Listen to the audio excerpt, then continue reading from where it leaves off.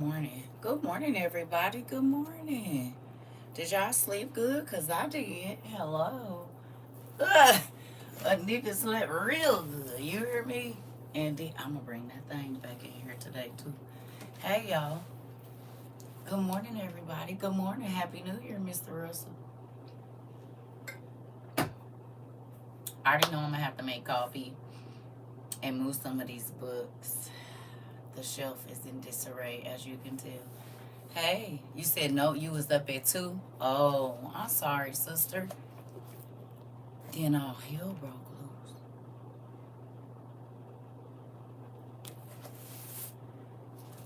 Thief in the night. Are y'all okay? Hey, good morning. You would say good morning, but is everybody going through this morning?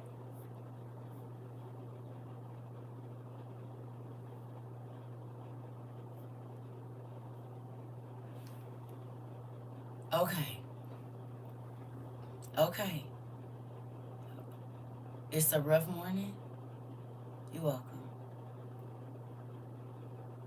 Okay. Okay. Just talking about what happened. Got it. Okay. I just want to make sure y'all was all right now. You know I love y'all. Your day is going good. Good job. Okay. Well, let me move some of these books out the way because we've been in Josephus and this and that and everything. Girl, quit tearing up your books now. This is why the spines of them be coming out early because I be tearing. Cause, right. Right, Sarah. Listen. Oh, we good over here just packing this house up. Oh, okay. Okay. Okay. Gotcha. All right. I didn't know if it was like something. Thank you. I appreciate that. So when I used to get to go to the Goodwill back a long time ago, I bought a whole bunch of scarves. I got bags and bags and bags and bags of scarves because I could get them by the pound and they were beautiful.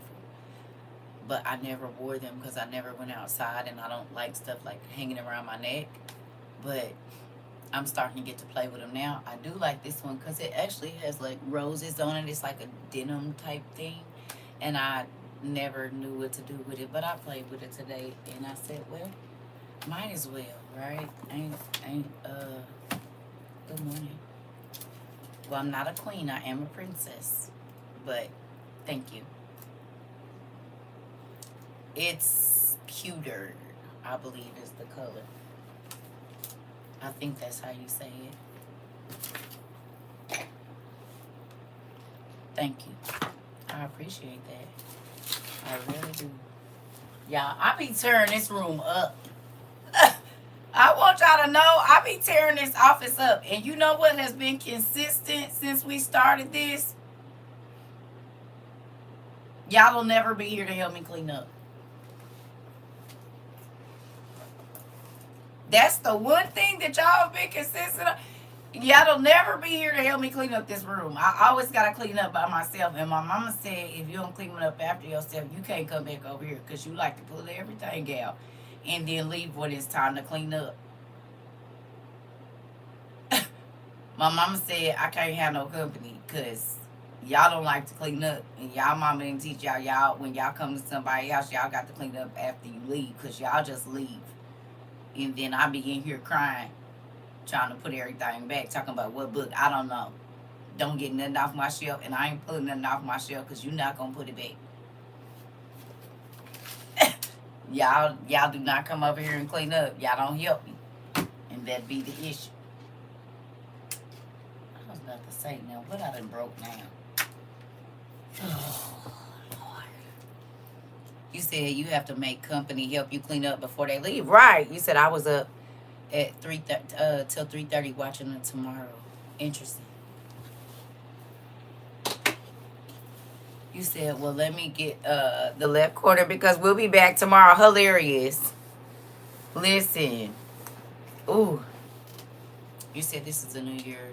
I'm trying to consistently catch you with my Bible and pad.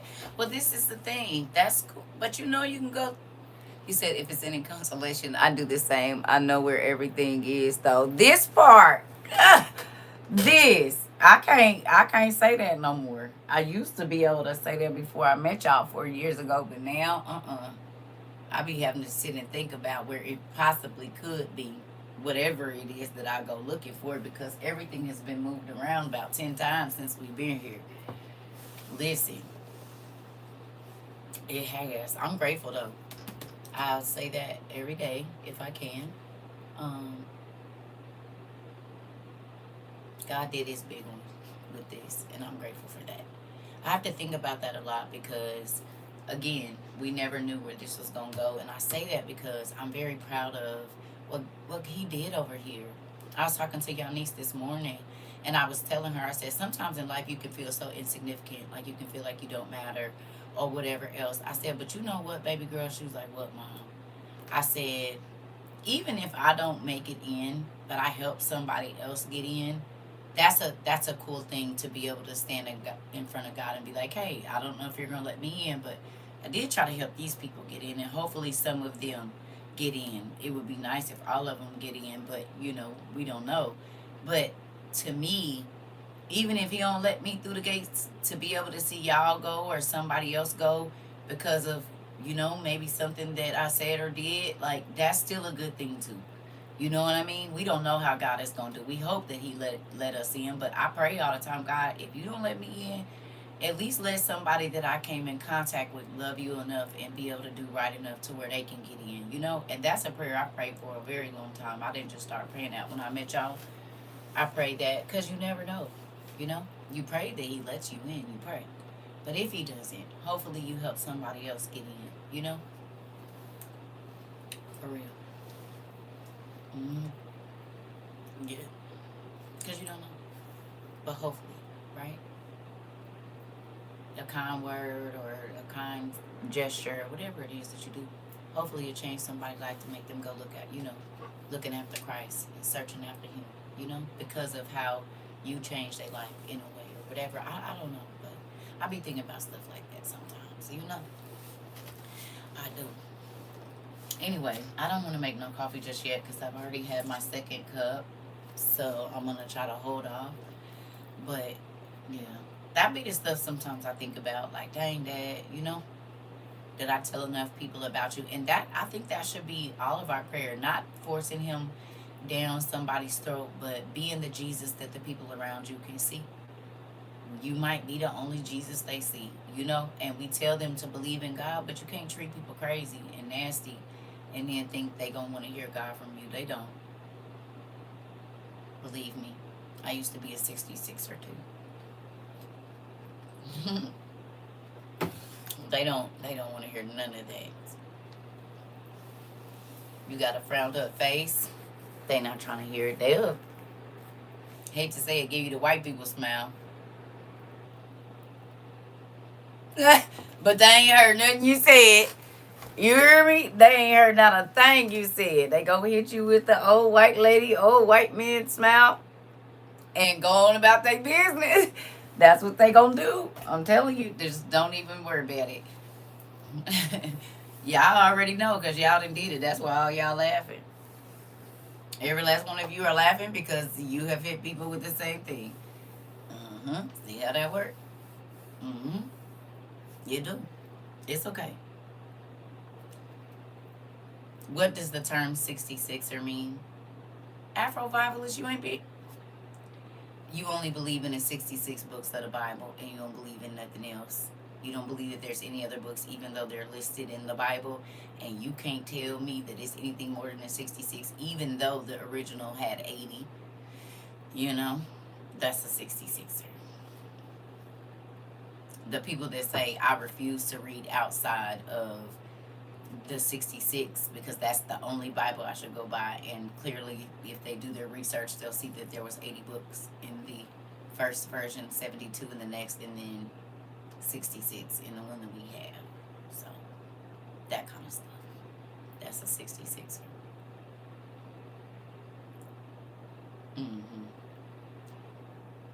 Who else you hear saying 66er? You heard somebody else say somebody is a 66er? And if you did, who is it? Tell me. Ah! Because you heard somebody else call somebody a 66er?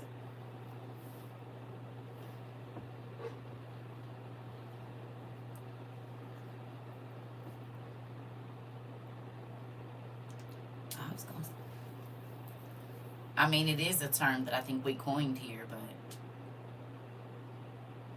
I just want to know if somebody else outside of our community was using it. Yes, but a different term. Oh, okay. Interesting. Okay. Mm. Excuse me. Okay. Well, did you guys? My mind just went 4 different places. Did y'all get a chance to go and read the Josephus? Good morning, T. Good afternoon. It is afternoon. I'm just saying good morning to y'all. Well, some people it's morning, and some people it's afternoon. Right. Um, did y'all get a chance to go and read in Josephus and see it before we get started on this other stuff I was on earlier today?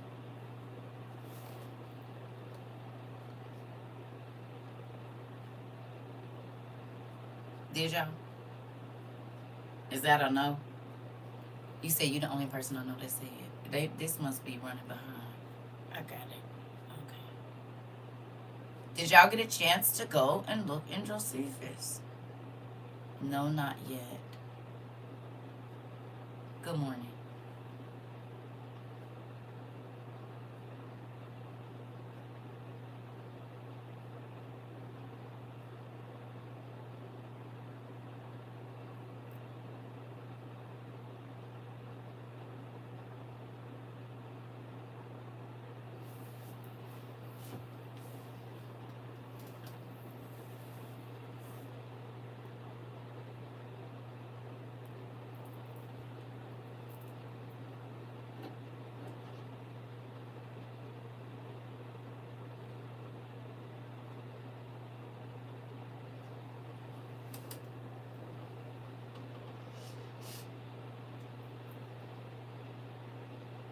Hey, Dad.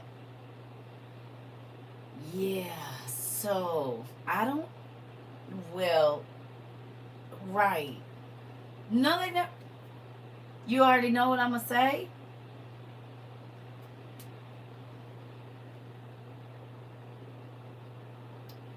It sounds like the dog ate their homework. The wind blew it out their backpack, and no, they are seniors. Yeah, most of them.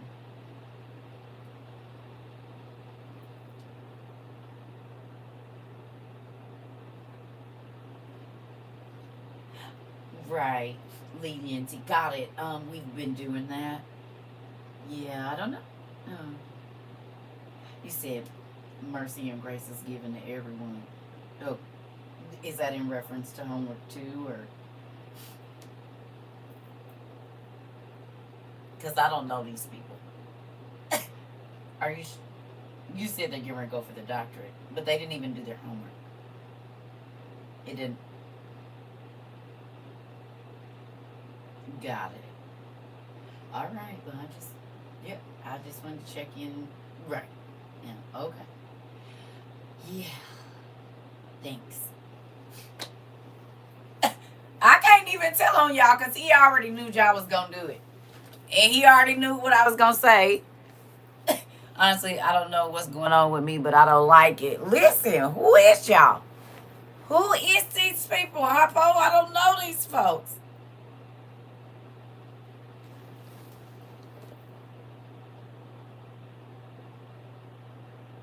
I can say one thing, and this is just my opinion. The days are going super fast, and the nights are going even faster. That's what it feels like. How about you?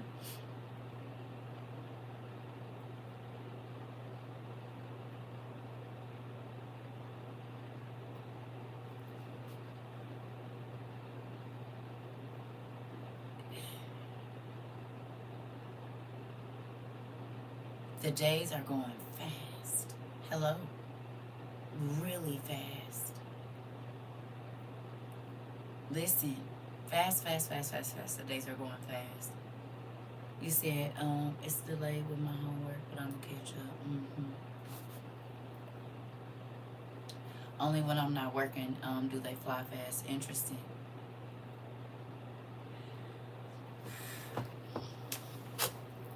It's real fast to me. Okay, well, I'll give y'all time to get that going. And then,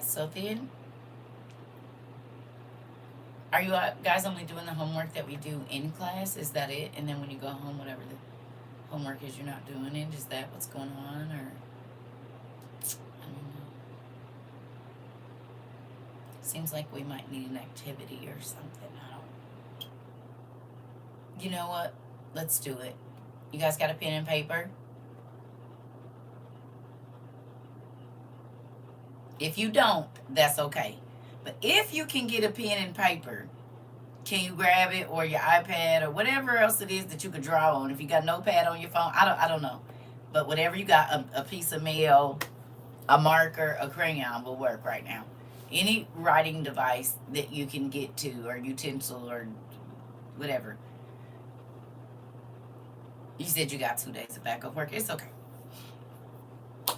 If you can get to something where he was literally grabbing a piece of mail. Hilarious. She said, let me get this right here. Yeah, I'm going to do it right here. Okay, nope. When I got home, you hop back on and didn't get a chance to read the first assignment. I hate catching the rewatch, but that's a personal problem. Y'all are hilarious. It's that I can't get it together lately. I have so much I want to do, and it's not just getting done. Well, you've been getting up and turning on your gospel music?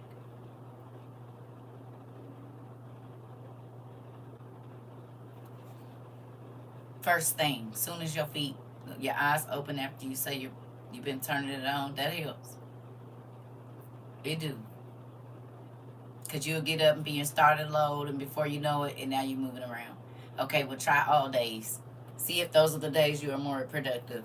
I knew this was going to be itchy, and it ain't even on here good. So if this come down by the end of this class, it's just very lightly tucked, and it ain't even pinned, except for on the sides. But it's an itch in there. I got to stretch right now. I'm going to get down here. Hold on. Oh, that ain't going to work. Ah! Where is my chopstick? I got a chopstick. Hold on. Ah! Hold on 1 second, baby, because that itch, wait.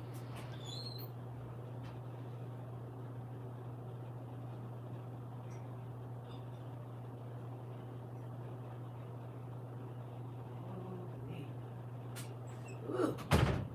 Okay.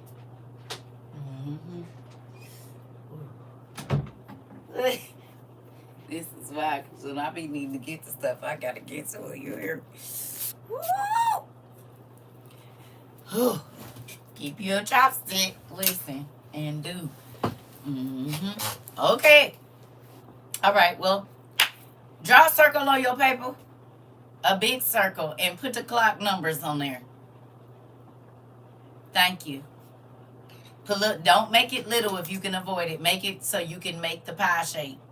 Go on and put your 1 through 12 in the middle or on the outside of that circle. However you want to do it. It's up to you. You ain't got to make a clock. I just need you to make sure it's spaced. Oh, okay. Well, then you need to go to sleep and not be in class. Go to bed. Go to bed.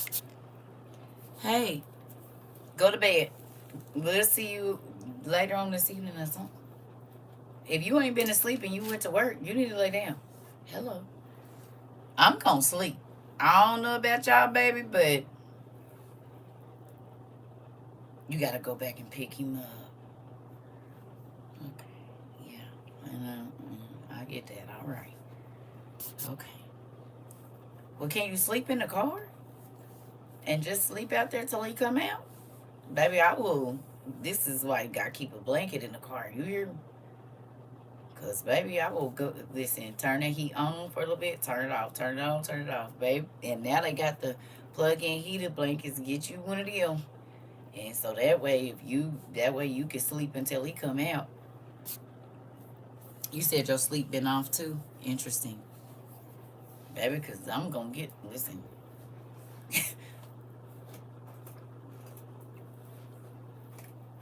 All the years I had to miss sleeping because them kids was around, yeah, I'm gonna get my sleep. If I can, I will miss eating to go to sleep. That's how good I be needing it. I'll eat when I get up. You said laugh a lot. I have one. What is left? It's a learn lesson, that part. Okay. All right. So if you've drawn your circle and put your 1 through 12 on there, y'all know where this is going. Go around what time you wake up, about what time you eat, what you're doing at 3, what you're doing at 4, what you're doing at 5, what you're doing at 6. If you work, block those hours out. Whatever time you sleep, for the most part, block those hours out. Come on, get it on. You can write that on the sides or however you want to illustrate it. I need you to do your clock, and then what time you sleep, what time normally. If it's stuff is off, that's different. But your normal time for sleeping, your normal time for eating, about what time do you shower. Let's get that out so we can see.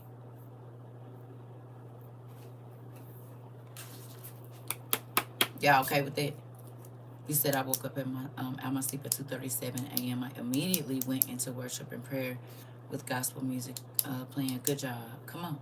That part, waking up with praise. I've been trying to get back into that. Normally I get up and I turn on music and then I'll write or pray or whatever. Just my devotional time with him. But y'all niece been waking. As soon as I get up, it's like that child knows that my eyes are open and she calls my phone. I don't know how that happens. Being creative, using different colors for different things. Good job. Come on. That part. Go on and get your markers out and your crayons and stuff. I'm sitting here like, I hear you, Dad. I do be wasting my time sometimes. Let me get back to the way I was when I was in the military. Okay. Well, let's write them days out. We about to do something real quick. We can do an exercise to get your brain moving this morning. I'm all right with it. Okay. And we gonna be honest on this paper. We not just gonna write what we think we do. We gonna write the truth. Okay. Good job. Good job, Janae. Well, we're talking about folks that's feeling off, so we about to see what changed. Listen to me. Last night, while y'all writing this down, I wanted a snack, baby, and I make stuff and be paying for it the next day. You hear me? Cause I had them ribs. It's pewter. Thank you. I had them ribs, and so I took some of that meat off, got me some cream cheese and some fresh garlic, and beat that in the KitchenAid with a little bit of cream and some cheese. You know, all the different kinds of cheese, and then put a little seasoning in it. And put it in the oven and put some fresh mozzarella on top of it and ate that with some chips. Baby, all of that dairy and stuff was so good and bubbly while I was watching the last episode of Stranger Things. But when I tell you I'm paying for it this morning, indigestion, all that dang seasoning and stuff, you gotta quit doing that to yourself, CERCA. You just be hurting yourself for no reason. You said that when I go to bed, I praise him before going to sleep. Okay. All right. Well, we're writing down your what you do in a day. That's what we're doing. You're drawing a circle on the paper and writing 1 through 12 and blocking that out. What I'm doing before this time and this time, what I'm doing this time, what are you doing? How long do you scroll? Don't forget to put that in there.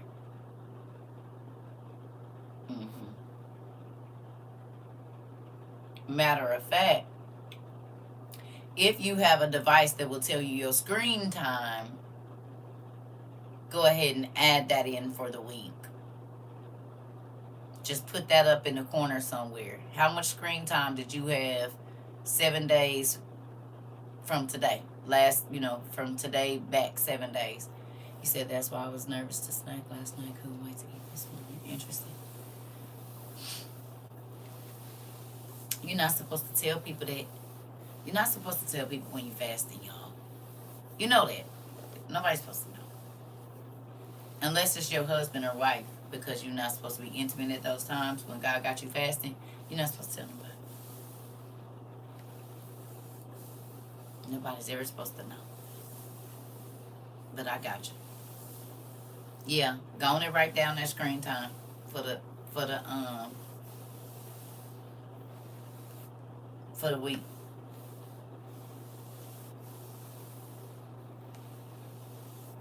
Yeah, you're not supposed to tell nobody you fasting. You're not supposed to look sad and hungry either. Yeah, you're not supposed to tell nobody.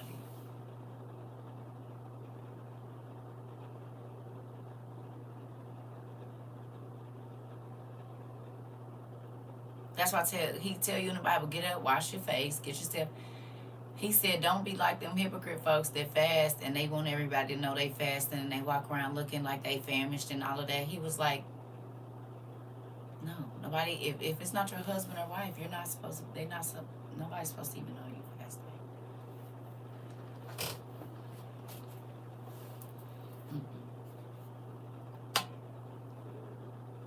Yeah, I hear it.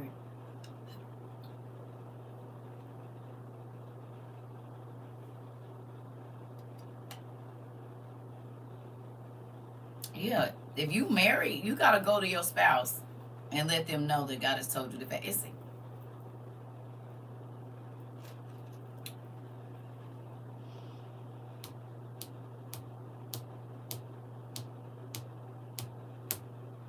Yeah.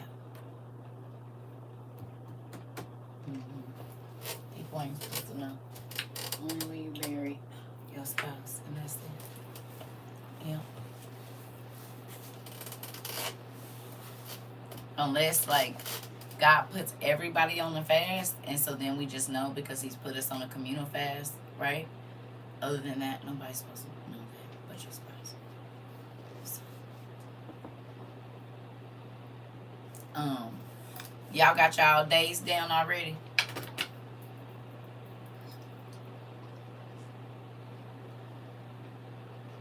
Huh?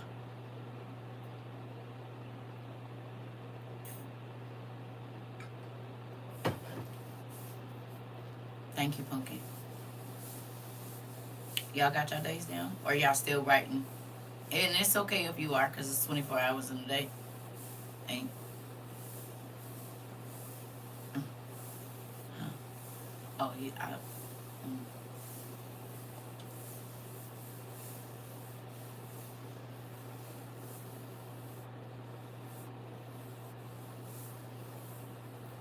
Well, whoa.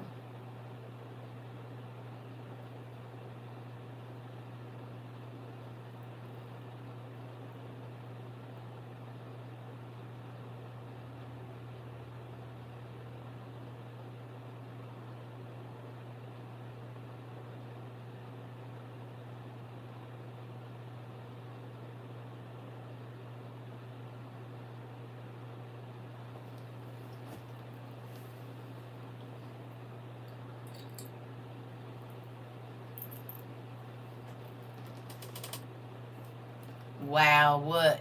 Because you know. Is y'all up, niggas? Is y'all sleep? Because I can go back and go color or something. What is y'all doing over there?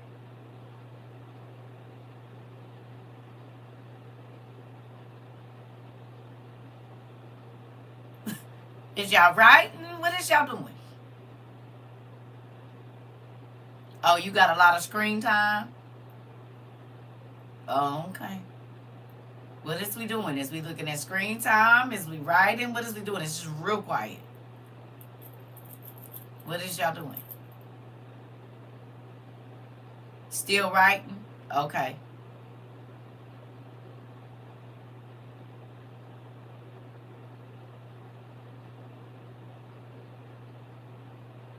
Okay.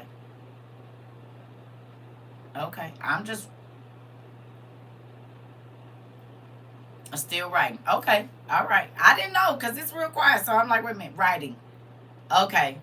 Okay. If you're driving and stuff, that's okay. Screen time all over. Oh, so y'all looking at your screen time. Got it. My screen time is getting less and less each week. I notice. Good job. Okay. So y'all over there doing something. I thought y'all was like, you know. A whole bunch of nothing. Interesting. So, you said, I'm sorry, I'm over here pulling myself together. I drew a circle on the page. I got to add everything in. Okay, you all right. You all right. I guess this do take time when you sit down and think about it. Okay. So, y'all thinking. It's because it just got real quiet. I don't know what was going on. You said this is kind of eye-opening.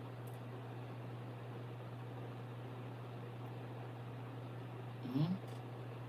Who remembers I used to tell y'all I don't have time to waste? Like, I don't be wanting to waste my time. And I found myself wasting time. I did. And so then I told you I had to get up.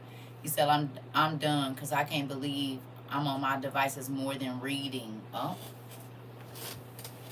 I'll be right back. I'm going to make me some coffee then. Okay. I see something here. All right. And then look at how many hours in the week it is. Mm-hmm. You said I be researching too much when I can't sleep instead of reading. Interesting. All right. I'm about to go make me some coffee.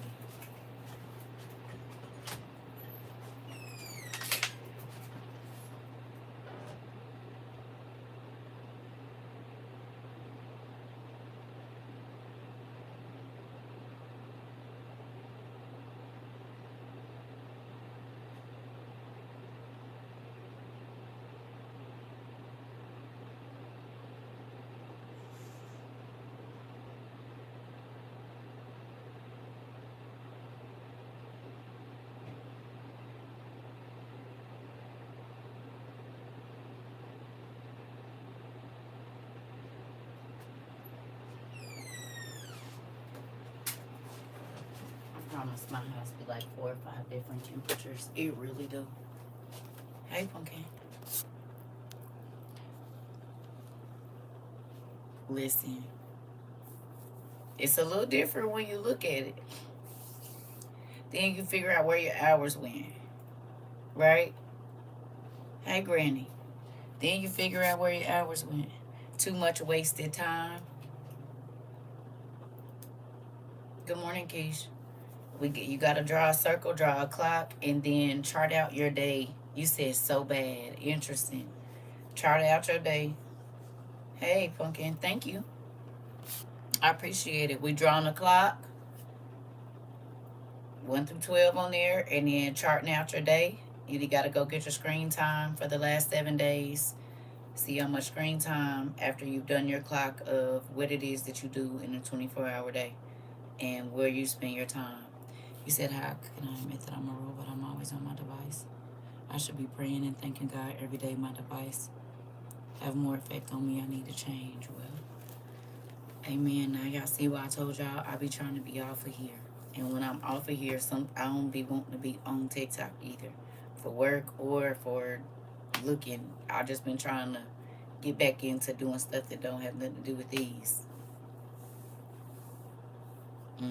I don't care if it's just sitting in the quiet. You hear me? Cause you gotta, yeah.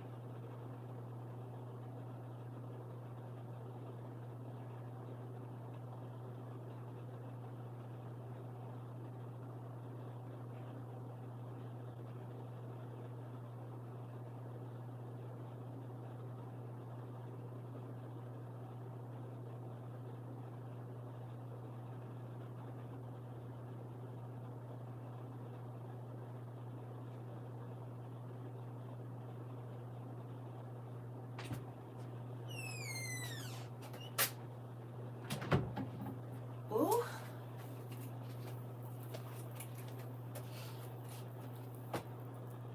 You said I need to put this phone down. My goodness, our parents were right. It's these phones. Uh-oh.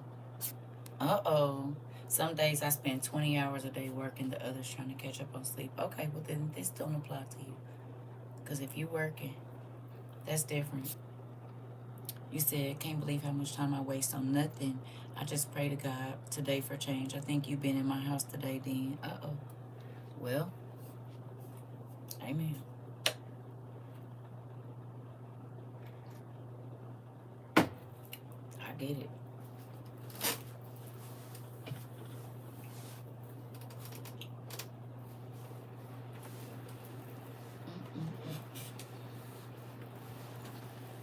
Y'all still writing?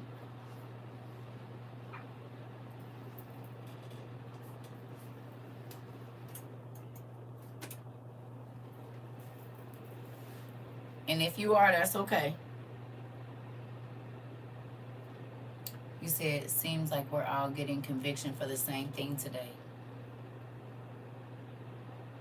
That's why I said our classes, they're not scripted, and I'm grateful they're not.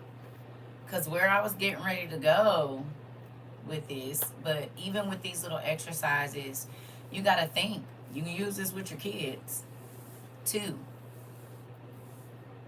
You can, if you're a manager or a supervisor or something like that, or your students, this is a good exercise to, you said about to go sit on my porch and watch the leaves blow by. I need to unplug for a minute. This part, Auntie.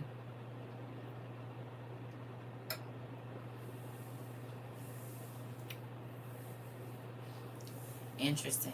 Okay. Thank you. I appreciate that information.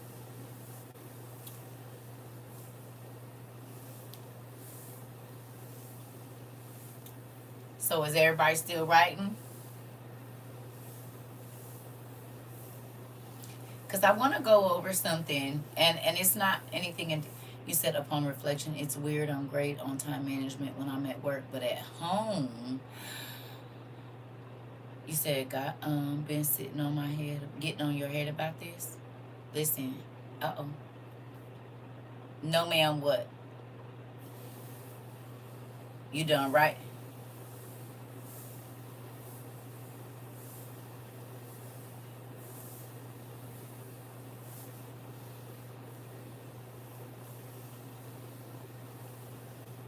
I think I always work. You're not writing. Okay. Well, um,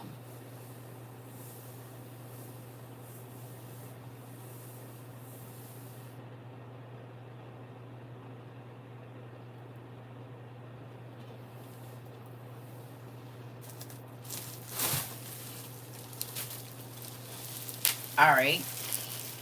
So if you can put your exercise to the side, your clock exercise, and you guys can go in deeper with that. Okay. Later on, right? Y'all can go into detail about, with that. Maybe put that in your journal or something. I don't really know where y'all writing it at. Well, sometimes too, life happens. Y'all gotta think, we've been hitting it hard for 4 years. We don't, most classes you go into, you're only learning about that subject. We learn about a gazillion subjects a day. And even stuff that we've already read, then we see something we didn't see. So, we have had a lot of, you got to think, pretty much everything that we do here is mental, right? It's not a physical, unless you lift in books or something like that. But for the most part, what we do here is here. And you got to give your mind a break. You said I work 10 to 10 and a half hours a day, driving 2 hours. Listen. You know what I'm saying? So you have to give your mind a break, and you got to think. We've learned a lot about everything. It's mental lifting. It is. It is, right? So don't beat yourself up, right? I think I shouldn't do this because I shouldn't do that. I'm going to do these. That's to that butter thing. Thank you, Joy, for this. Where's my scissors? It is what it is. We're just going to do that right there. Okay. Did I pop all of these already? Almost. Okay. So, because I'm rubbing on this dress and I don't want to get no oil or nothing on it and being stained it. Because it is what it is. I wipe my hands on something quick. And I don't got too much oil, but if I keep doing that, the sweat and stuff might stain it. I don't want to do that. Anyway. All right. So, I was over in the Jubilees this morning. You said, have a new baby. Sometimes I feel guilty, like I don't have enough time. Don't do that. If you got enough a new baby, that's different, y'all. Thank you. You said yes, these last 4 months, been lost. Ever lost between the blessings, so trying to get my peace back, maybe just extra heavy today. You gotta understand that Lucifer is magnifying his power right now. Y'all understand that, right? The realm of darkness is multiplying because they know it's about to be their time to shine.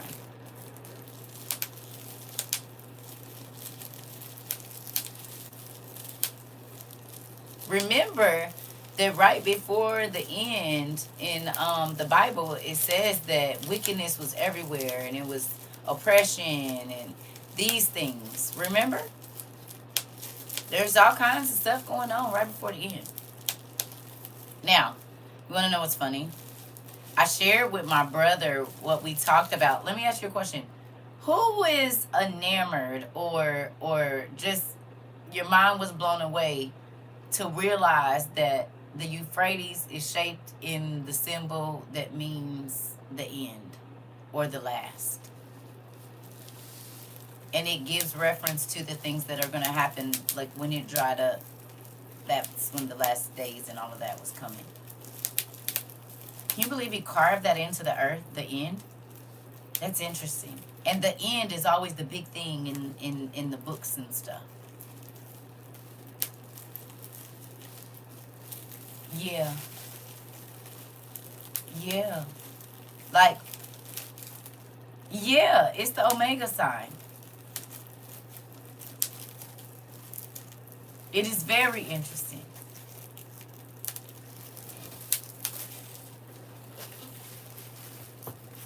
It's very intentional in everything he does. We know that. I shared that with my brother. He was like, whoa. I said, right?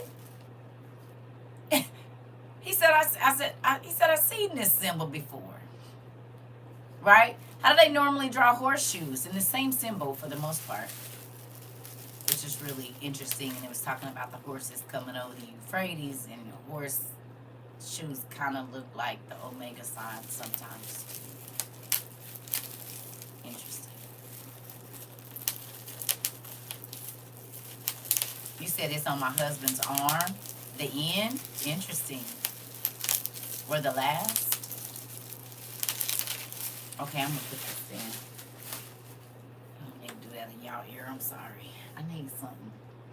This. Cause. Okay. So, the end of one generation or half of the earth. Oh, I know. I know. You said, yes, my brother has it branded. It's his fraternity. Interesting. Interesting. So, oh, y'all just made me forget what I was about to say. Oh, sorry. Okay. So, the symbol, right, of the end, and even with the end of the first half of the world, right, was water. Right? The symbol that the end was coming to the first half of the people that lived 900 years and all that stuff was water. Right? We agree? Yeah. You said the mere fact that they talk about the Euphrates River and the sign being in the river is right. It was water. What's the sign of the end of this one?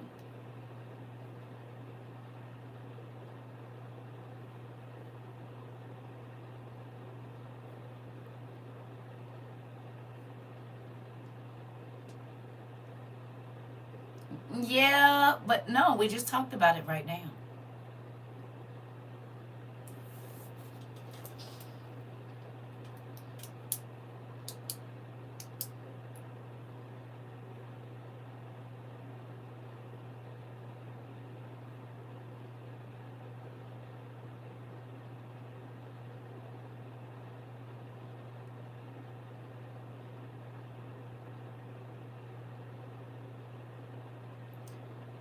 What is the sign that we just talked about? No. I just asked y'all a question. Right. The lack of water. The lack of water. The Euphrates drying up signifies the end. The lack of water. It still has something to do. The end of the first half of the people was a flood coming, a whole bunch of it. The thing that is going to let us know that the end is coming on this side is the Euphrates having a lack of water. It still got something to do with water. Last time it was too much water. This time it ain't gonna be none. Hello. It's not gonna be any good water. He said that the fish and stuff was gonna mess up the water. Everything starts with this water now. The lack of water. There's no good water to drink. The fish can't. Come on.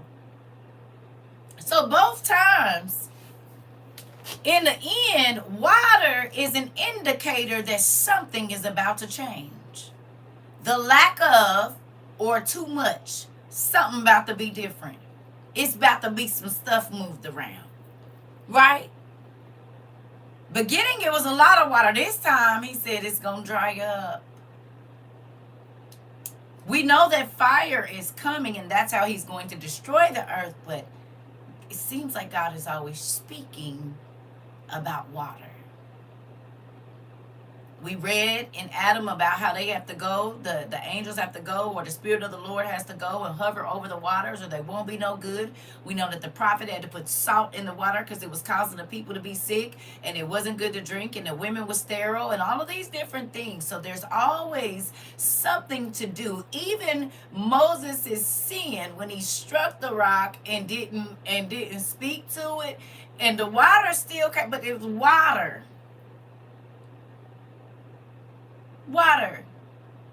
Remember when old boy wanted to go? I think it was Gideon. He didn't know if he was supposed to go to war or not. So he dug the thing out. Was that Gideon? It might not have been Gideon. And he said, let the this be dry and the this be wet, and then it water. Okay, so now let the sheepskin be wet and let the ground be dry.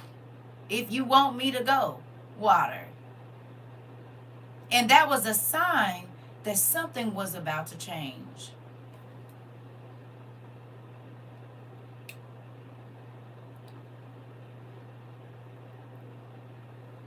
He said every day is going to be fire this time. Granny, I already said that. I said he's going to destroy it by fire. But what is an indicator that things that are getting ready to change? And the reason we know that things are getting ready to change is because there's no water in the Euphrates. In 2022 is when they really start tripping about it. I went and looked it up. In 22 is when it was low enough for them to find those caves. What year did we get here?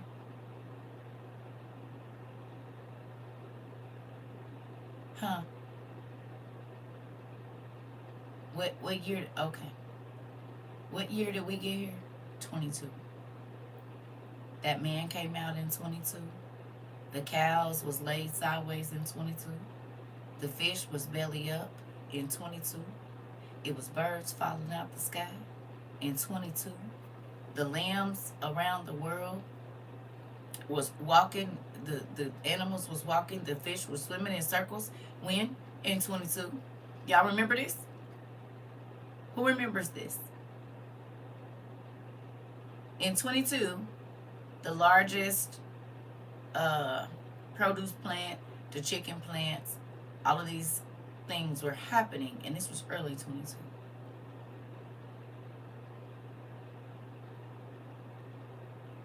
And in 22, they start talking about the Euphrates.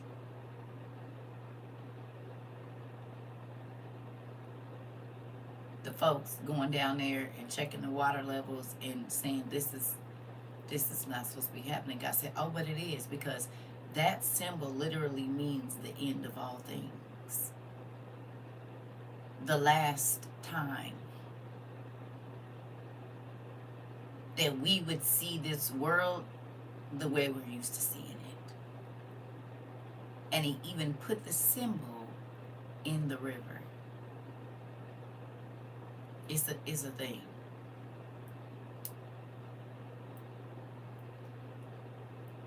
We know he gonna burn it with fire, but the water is still a symbol.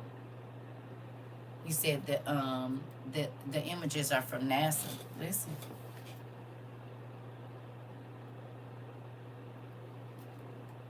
So,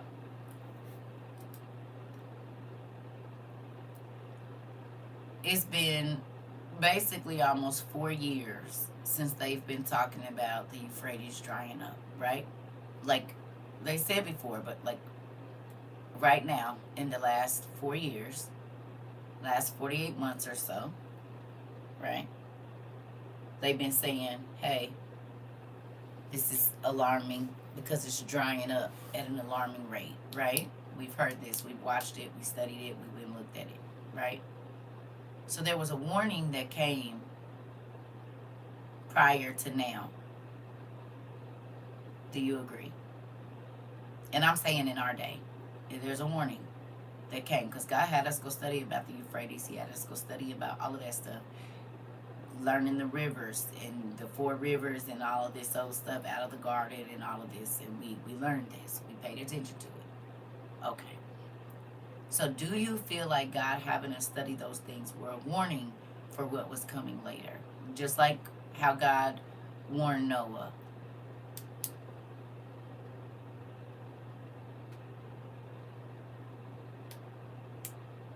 Yeah. Okay. Now, I was doing some digging in the Jubilees on sacred text. Can y'all go there with me real quick? The Jubilees on sacred text, if you can.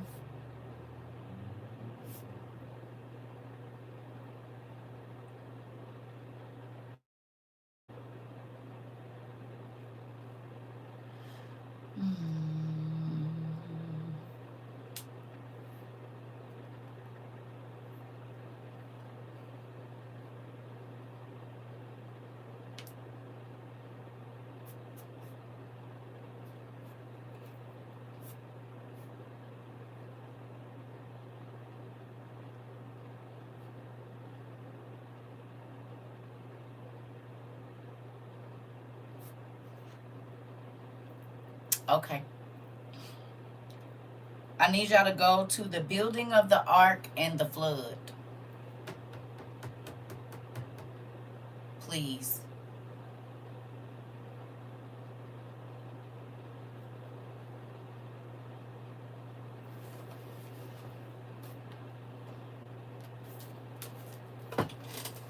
Now, we're going to do this in class since y'all don't do your homework out of class. Okay? So, while I run to the restroom, some of you already know this information, some of you don't. I just wanted to point this out to y'all and go over and look and see what I saw. So, in this, on another piece of paper, I need you to write down the months of the Hebrew calendar. Do our month and then the name of the month that goes with that, right? So Nisan is the first month, which is March, April, so on and so forth. I need you to write down all the months of the Hebrew calendar and the names of that month, and then write down what time that is on our calendar. That's the first thing I need you to do, okay? On the paper. You got me? That's the first part of this exercise, okay? Please write it down.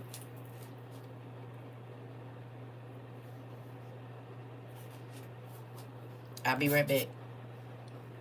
So, first thing I need you to do is write down the months from 1 to whatever of the Hebrew calendar, and then the name, and then write down what month that is in America, okay? Or what months, or however that is. That's the first thing I need you to do.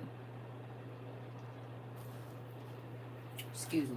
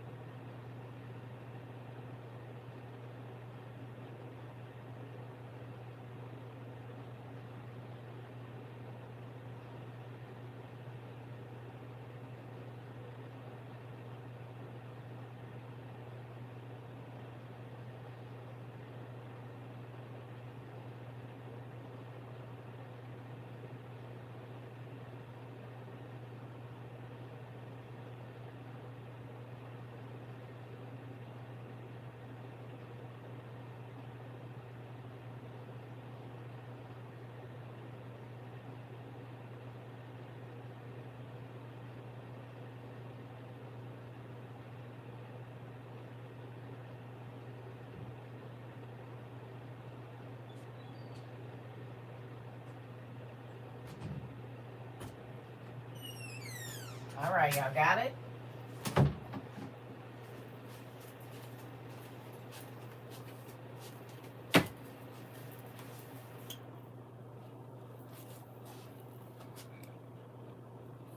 Okay. Okay. Y'all wrote them down already?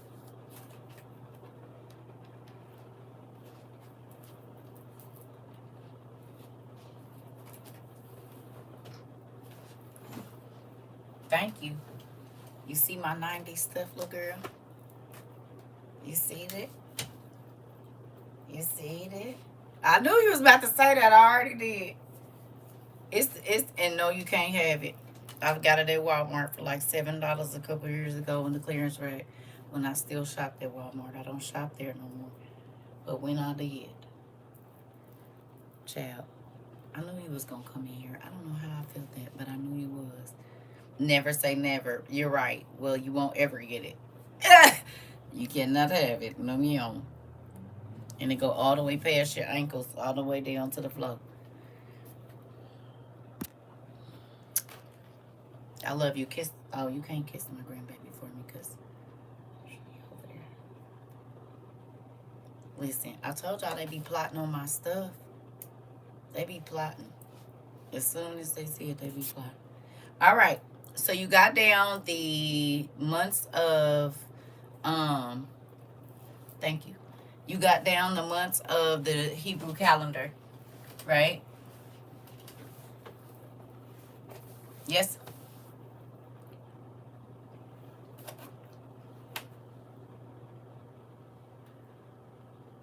It's okay. Write them all down. Y'all got it?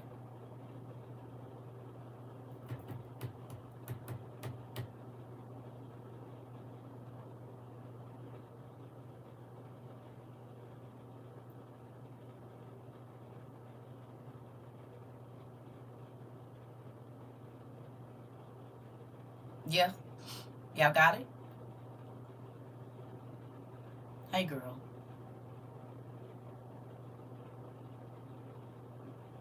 Is y'all asleep? Or is y'all still writing? Hi.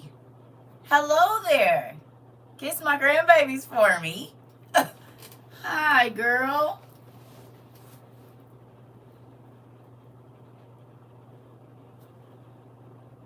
Why am I yelling, girl? My phone is low.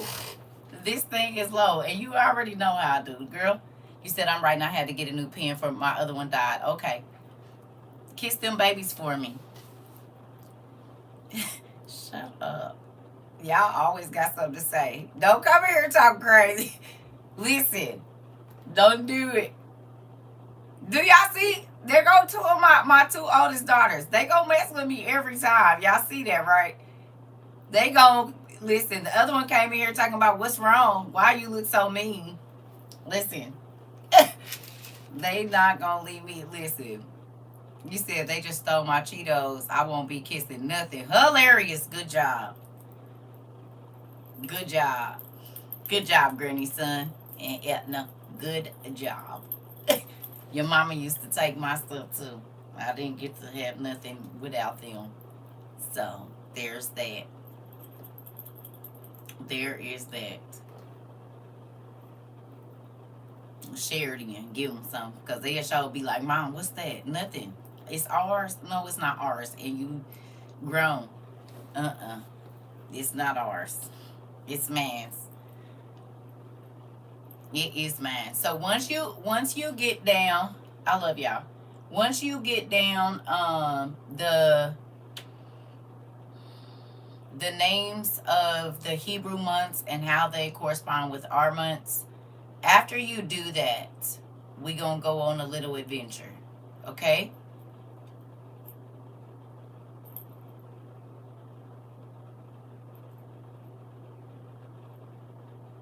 Y'all ready?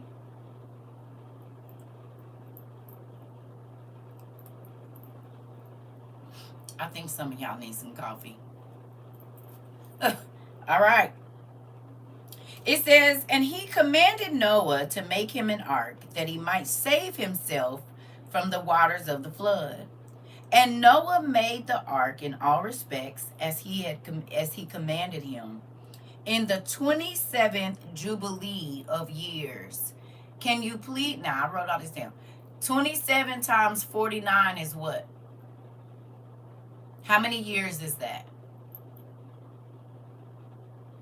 I tune in from time to time, and it is always great education. Thank you, Tyrone. I appreciate that. How many years is 27 times 49? What we got?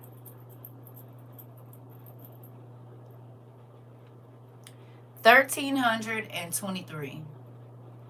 So it's about 1,323 years when God spoke to. Now there's the numbers differ from place to place, but we're gonna say it's been about 1,300 years or so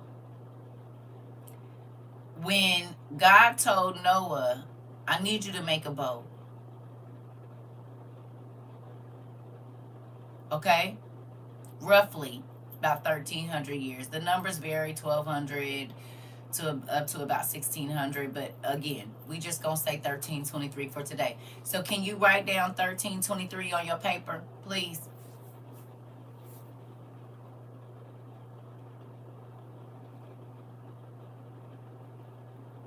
I need these glasses to be right. Says I don't want to get a headache. It's the scratch. I'm gonna have to go ahead and buff that out because I think that's what be messing with my eye. That scratch on there. Thank you, Mr. Thomas. Y'all got that? All right. It says in the 27th jubilee of years, in the 5th week, in the 5th year, on the new moon of the first month. So the first month is what month in the Hebrew calendar, or what time would that be over here? What months would those be over in America, or What month is this? What month is it talking about?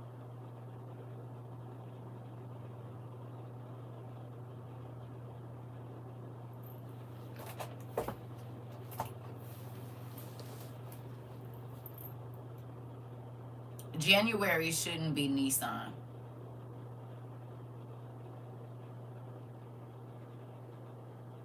March, April.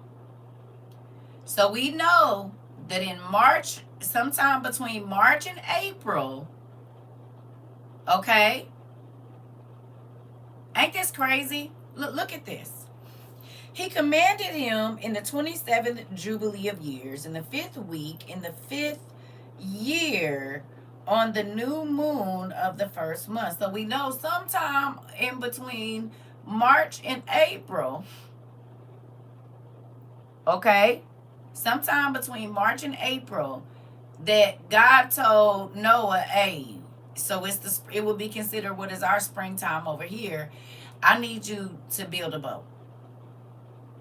Because I'm about to rearrange some stuff. Okay? Now look. And he entered in the 6th year thereof, in the 2nd month. So in the 5th year, God told him to build the boat. In the 6th year, he got in the boat. Okay? Is y'all reading that with me? You see it? It says he commanded him in the 27th Jubilee of years, in the 5th week, in the 5th year, on the new moon of the first month. And he entered in the 6th year thereof, in the 2nd month. So what month did he get on the boat?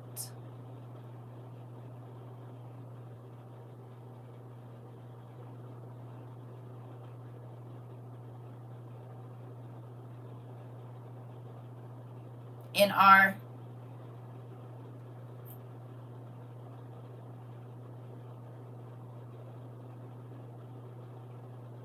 sometime between the end of April and the beginning or the middle of May, he got on the boat in the 6th year.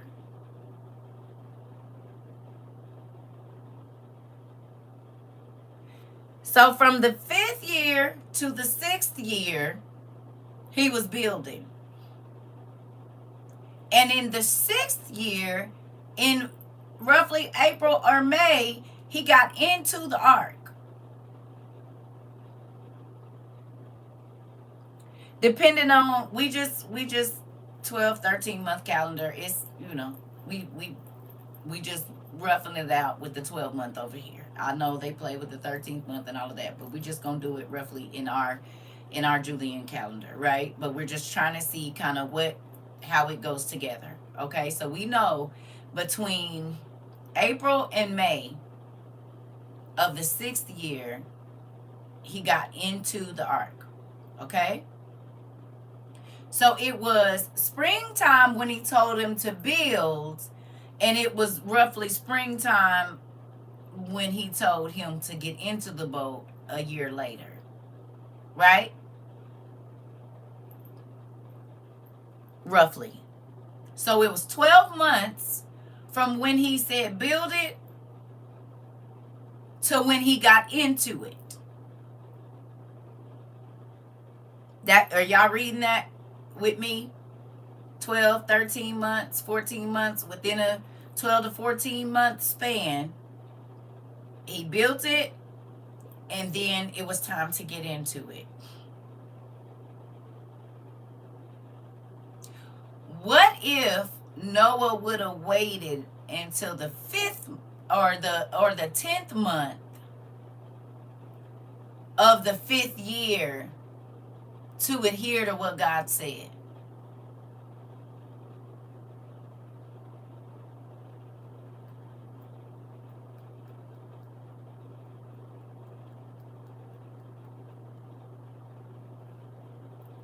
He told him,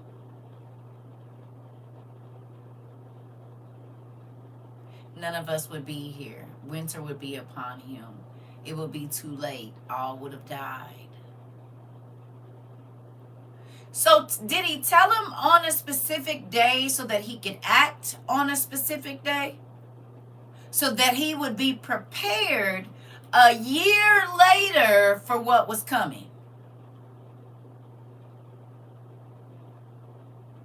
You said he would have missed it, no time to build. Or he would have been in the middle of building and stacking when trouble came. Yes or no?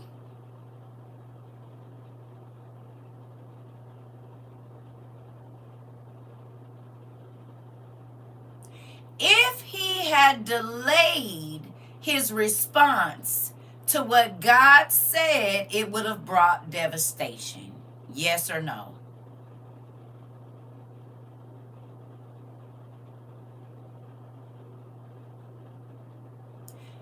If he would have said, well, I'll get to it when I get to it, it's not really important, I can wait until next month or 3 months from now, I will get to it, it would have been devastation.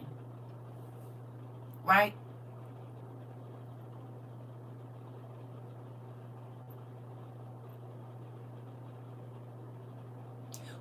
We don't know if God told him the day that the rain would start. But what he did tell him is prepare for when the rain comes. No?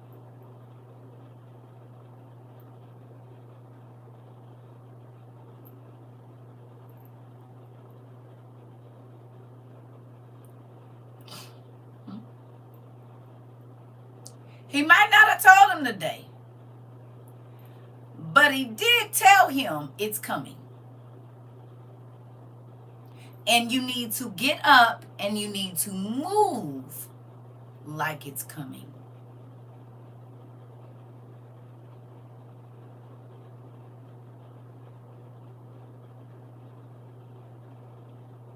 There's different variations depending on what you read. He wasn't building a boat for no 120 years. He was a giant. It wouldn't take that long. It don't take regular men 120 years to build these big old boats either. And they had better building skills than us. Plus, he had giants and angels instructing him on what to do. He was 210 feet tall, so it ain't gonna take him no 120 years to build nothing. Absolutely not. Okay. I'm just saying, right? Had he have delayed his response and not got up that day and moved when God said it, it could have been devastating for him and his family. Because when the trouble came, they would have been caught in the middle and not finished. Their task would have not been completed. Yes or no?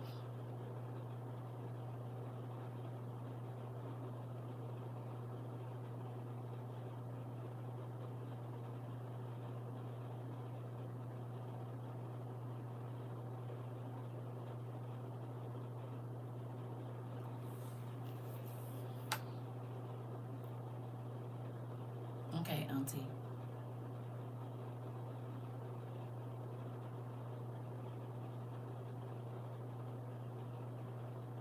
He would have had to answer in judgment for all the lives he stole by not building the ark because we wouldn't be here. Interesting. Interesting. Did y'all hear that, what y'all niece said?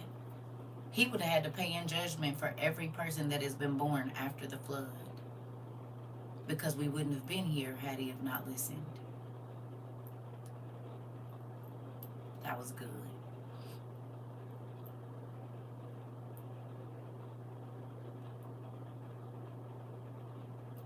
Can I ask you a question? Has your delayed response to what God asked you to do cost you something?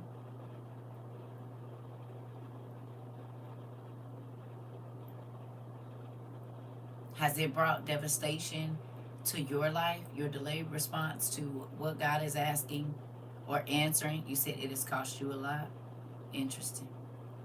Big time.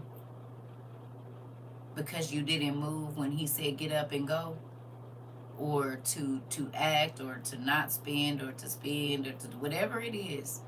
You said, yep, sure did. You said it cost you a lot. Yes, car stolen, attempted, stolen again, bills, etc. Interesting.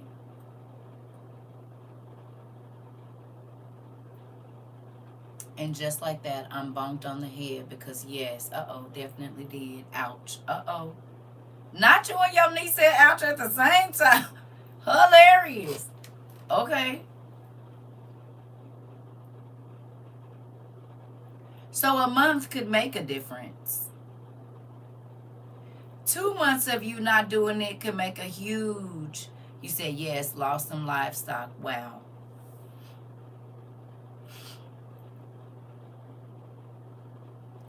3 months of your delayed response, or it could be devastating.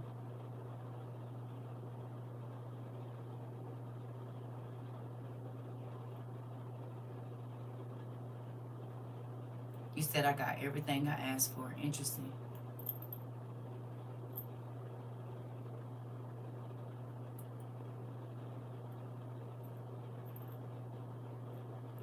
Y'all thinking?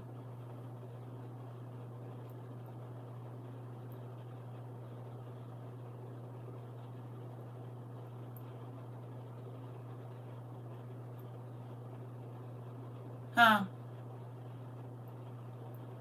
You said messenger. Yeah, because they keep feeling real quiet over there.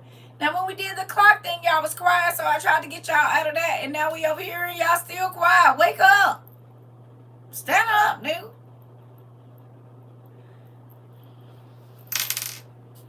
Let's see what kind of day this is going to be.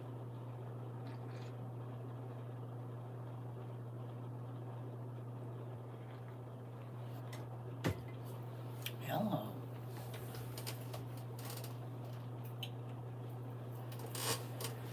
You said loud and clear? Okay, fine. We'll move on. It's a hard crowd today, Dad. All right. And he entered in the 6th year thereof, in the 2nd month, on the new moon of the 2nd month, till the 16th. And he entered, and all that we brought to him. Who is we?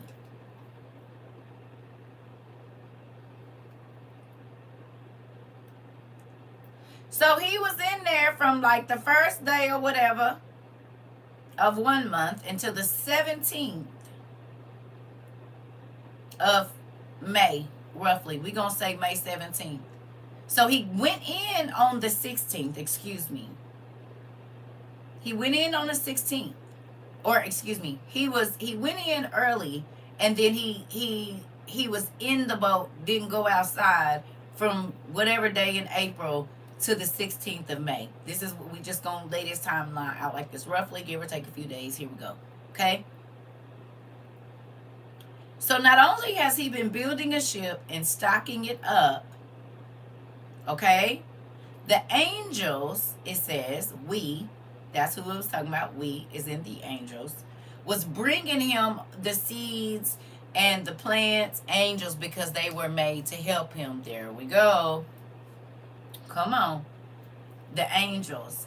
So, do you think that the angels knew where the scrolls were to put on the boat?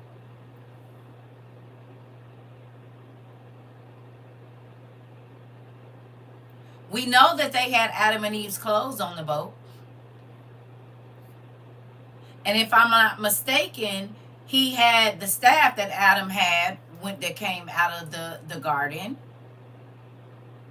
There's probably a number of artifacts and things that they had from the first peoples that were on the boat with him. We know this for a fact because one of his sons stole it, and this is how Nimrod became invincible and nobody could kill him, because he had on the clothes that were made for Adam and Eve, right? We know this. We've read this together.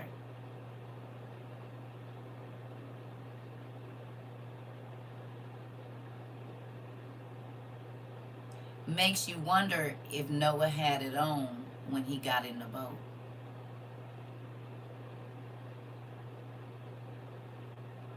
Or maybe anywhere that those clothes were, the people that were around them could not be destroyed. Think it's important that those things be on the boat when it was going to be getting dashed across mountain ranges and whatever else. Do you think that it would be important for those things to be on the boat? Especially when he got to go up to the top of it and it's raining and black and just hurricane weather. It would probably be important for him to have that on.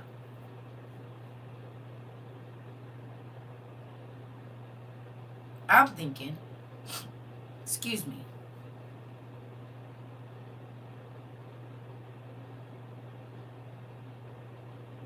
Ain't no telling what secret things were hid on the ark if the angels were bringing him stuff to fill it up. The original life jacket. The original life jacket. And he was the original lighthouse. That's interesting. You said what they meant, you said what they went through made Katrina look like a toddler having a tantrum. This part.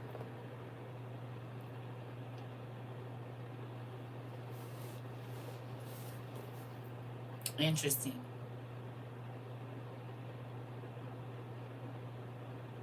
Interesting. You said if I could just touch the hem of his garment. The garment itself is protection. Is. You said and so he could control the animals. Because couldn't nobody hurt him while he had it on. He was invincible. Right?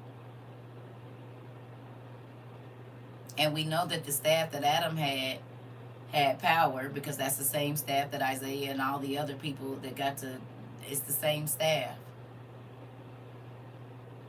The exact same one. The one that the prophets used to walk over. The original, I got it on. You said I got it on me. That part. No. So you think about these simple things that were provided, right? That were probably a huge part of the story. Right? Okay? Simple things. A coat and a staff. Right? Couple books. But these things had power in a way that our world is still trying to grasp or reproduce, should I say. You said made me think of good and evil fight, the good and evil fight on Grimm. Exactly. So everything that Noah needed, it was brought to him as long as he was working on what God told him to do. Right?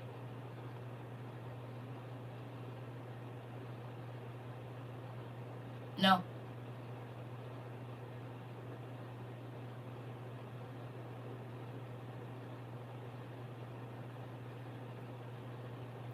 And at the appointed time, on a specific day, is when it showed up. Right? But he had to get up and start building in order for them to be able to bring it to him. Yes or no? Huh? If he never started building the boat, the angels couldn't have brought the stuff that was supposed to go on it. And he wouldn't have never needed the skin from Adam and Eve, because he was going to perish anyway. The people with him was going to perish. Right? So if he would have never got up in the 5th year, in the 5th month, in the 5th week, in the first month of the 5th year to start building, then in the 6th year, the angels wouldn't have been able to bring him nothing.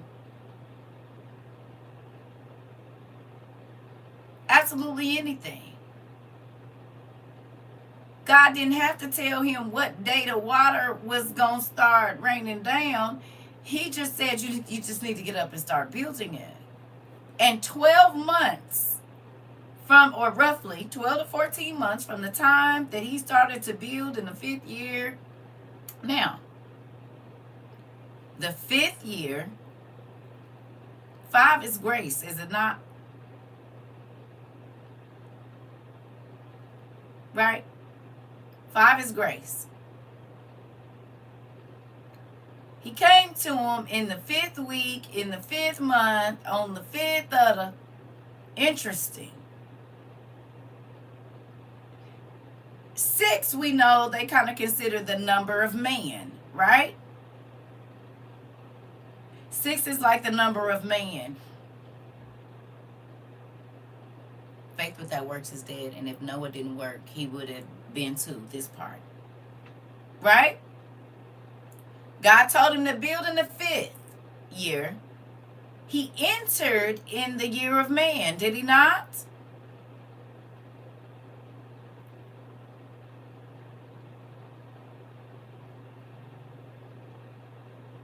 Six.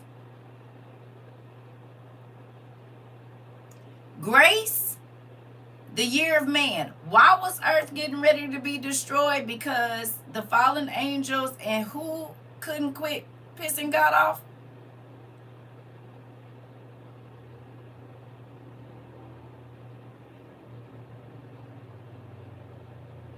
Man.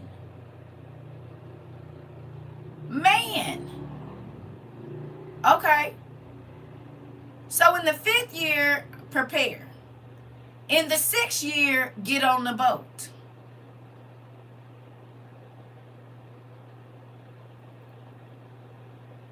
He warned them. Not just for the 120 years, but 5, 6, or 7. Watch this. And he entered into the 6th year thereof, in the 2nd month, on the new moon, on the 2nd month to the 16th, and he entered. And all that we brought to him into the ark, and the Lord closed it from without on the 17th evening. So we know about May 17th, the ark was shut up.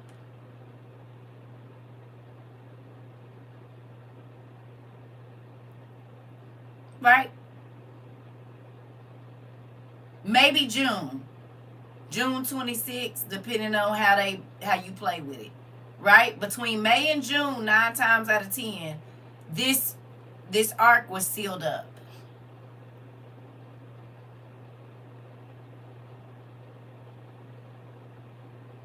Okay? Sealed up. Can't nobody get in. Can't nobody get out. Whatever's in here is in here, and whatever ain't gonna be in here ain't gonna be in here.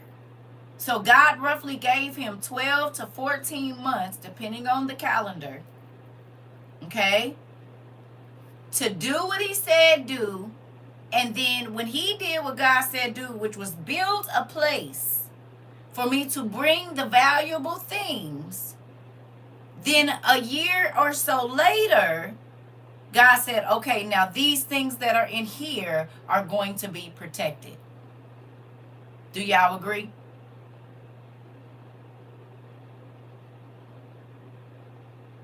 It wasn't a lot of time.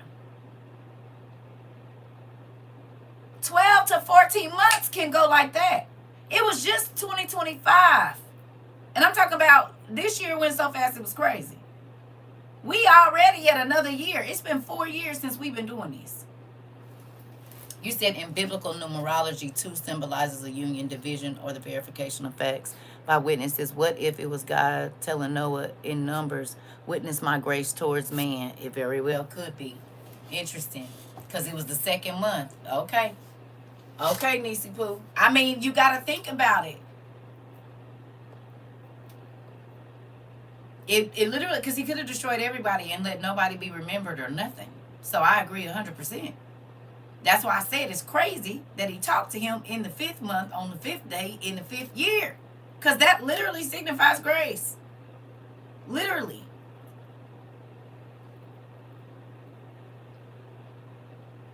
Hello? That's what I'm saying. When you sit and you think about how much time God gave, first of all, they got the 120. But even in the 5th, 6th, and 7th year, it was a lot of changes that was going on. And that's what we about to break down right now. That's what I'm saying. Because when I was going over this, I'm like, wait a minute. And I've done this before. But it didn't hit me like it hit me right now. And I'm about to show you why. Look. It says, okay, so we know on the 17th evening, and the Lord opened 7 floodgates of heaven, and the mouths of the fountains of the great deep, great mouths in number. And the floodgates began to pour down water from the heaven 40 days and 40 nights. How long did Jesus fast? How long did Moses fast? Abraham.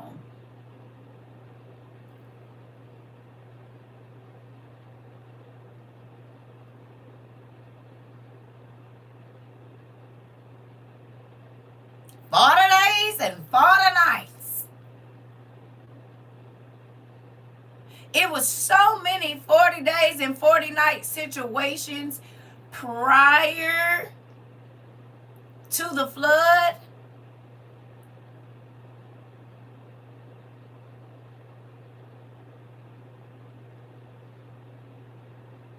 $40 and 40 nights for this. 40 days and 40 nights for that. 40 days and 40 nights for rain. Could you imagine? It's not just raining, it's flooding. It's tsunamiing and hurricane and typhoon all at the same time. You got hurricane, typhoon, tsunami, and atmospheric rivers happening at the exact same time. Catastrophic flooding while having atmospheric rivers on top of you, plus every body of water is rejecting it. Basically ain't none of this water absorbed. Look at what happened in Tennessee. Just imagine, like you said, Hurricane Katrina. 40 in biblical numerology symbolizes a period of testing, trial, or probation. It all makes sense. It does. Because he was tired. He was tired. Very. Okay? So think about this. For real though. A hurricane, a tsunami, atmospheric rivers, a typhoon, and catastrophic flooding all at the same time. Excuse me.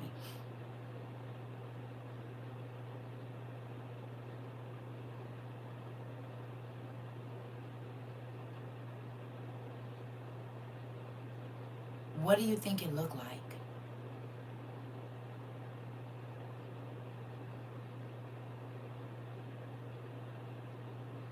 If whole land masses were broken apart, what do you think it felt like?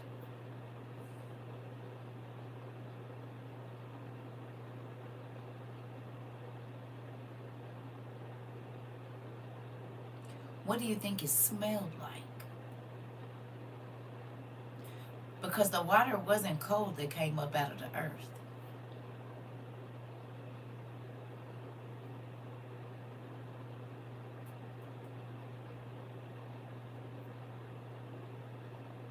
And I'm not talking about on the 40th day. I'm talking about on the 3rd day.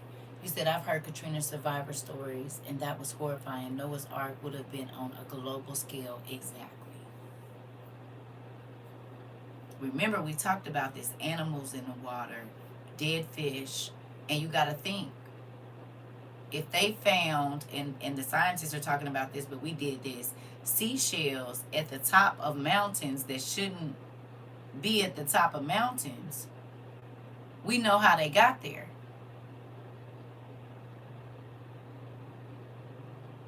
"40 days and 40 nights of all of those weather conditions together at one time, and none of it is nonstop.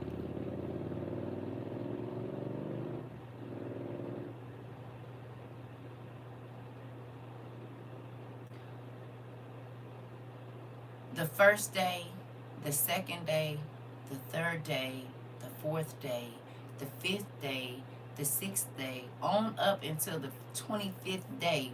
What do you think the people of the earth were thinking? Because they didn't die right away. There's people that live at high altitudes that probably thought, oh, we'll be fine. And then the rain started coming down and it started causing mudslides. Hmm. Because the ground had never been saturated like that, ever. Mind you, in order for the great 7 portals of water to open up, that's how we got these good old 7 continents, because the amount of force and pressure. So you know the water was hot. So it was not only a hurricane, a tsunami, a typhoon, catastrophic flooding, and atmospheric rivers, but it was also earthquakes happening. Mudslides. Okay. Hey, are you getting this? When the 7 great gates open up, that was from out of the earth. All of this, could you imagine? The earth under you is crumbling and holes is being and water probably hot, because we've read that this is how these people was petrified. These giants, these mountains, they was boiled, flash steamed. And if you look up the fault lines, all 7 continents, you can clearly see where the waters would have sprang from. Come on, Niecy Pooh, I gotta run to the restroom. Hello. So you watching people fall off mountains, not hitting the ground, but falling into, all of this at the same time.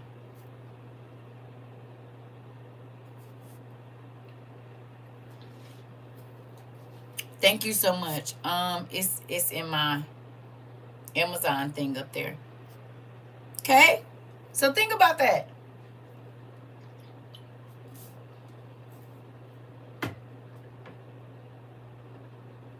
And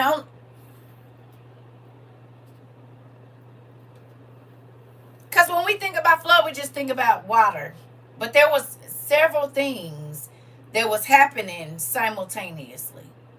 Do you feel like that was the first day after tomorrow situation? You're welcome. Huh? Don't that sound like a day after tomorrow? And you got to imagine now, I'm sure with the Earth's crust and stuff shifting like that, it was setting off those good old volcanoes. So there could have been lava and magma flowing. Hello, excuse me. And then also that boiling the water as it's coming up. It's sulfur in the water. Come on now.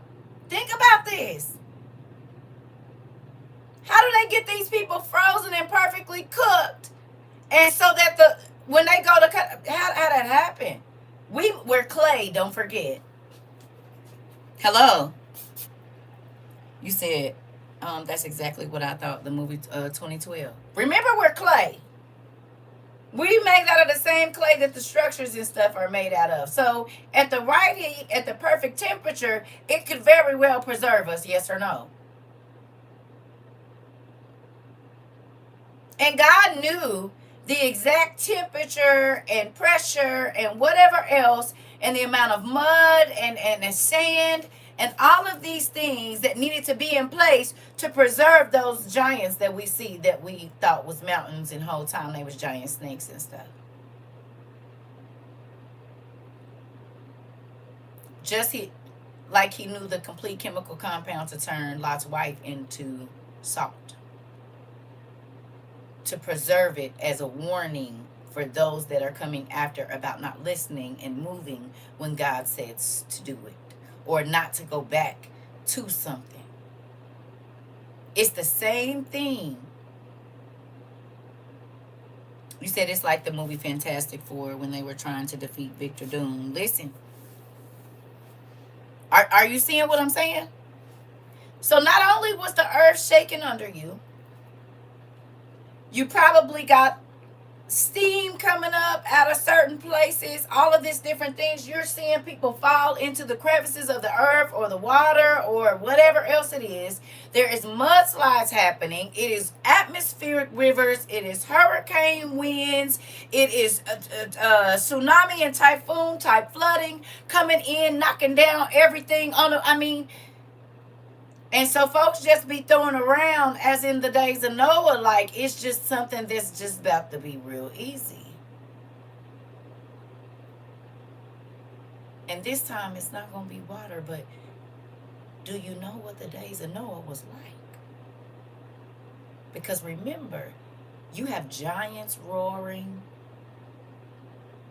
Because the beast and the monsters was here at this time.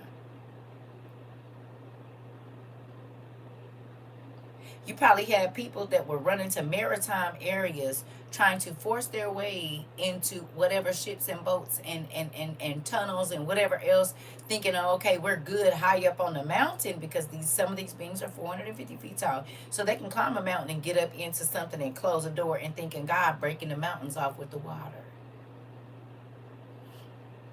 Hello. You said clay sets at about 230 to 275 degrees. If lava enters the water heats up to 250. That water was hot. Okay. Okay. Because don't they always show us in all of the movies that the people that we thought was just statues, at some point in time something happens and they all break out of that and they're alive again?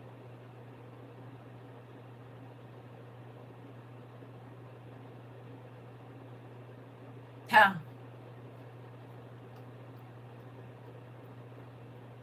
And they got all these people talking about the veins, and when they cut into these statues and stuff that is showing bone and blood. And so could they have been some of the people that were basically, just imagine them doing that and the water coming from the top field, the cave, you said, and the bottom, this part. Are we about to get to it?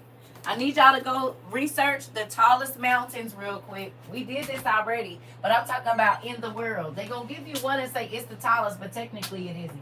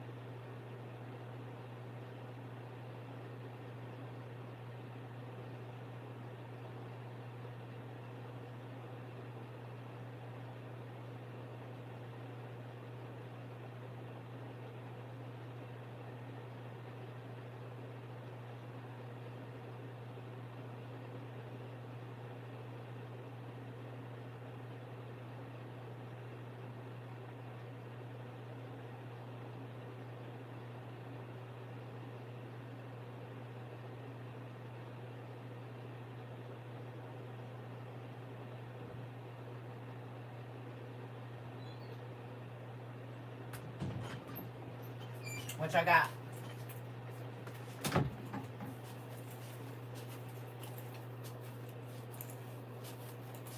Yep, that's the one in Hawaii. That's the one I was looking for. sure. Nope.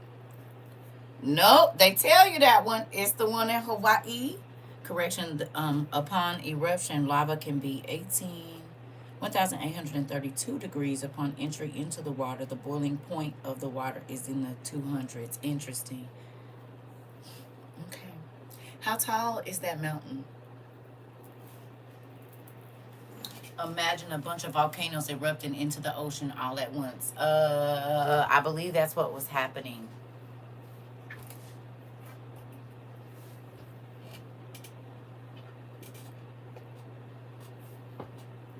hmm I believe that's what that's what was happening.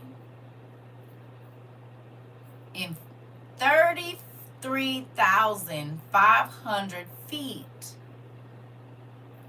33,500 feet. It said to the tallest. Go look up in I believe it's Genesis where it talk about the flood. No, it's not Genesis. It's not actually. I'm sorry. It is. What the heck?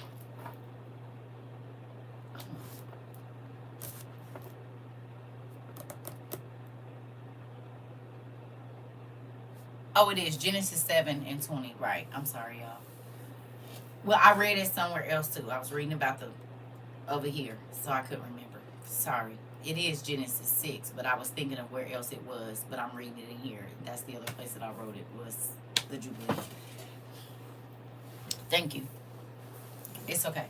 So, the highest mountain worldwide technically is the one that's in Hawaii, and it's 33,500 feet. Now, do we agree with scientists that certain land masses were higher prior to the flood happening? And if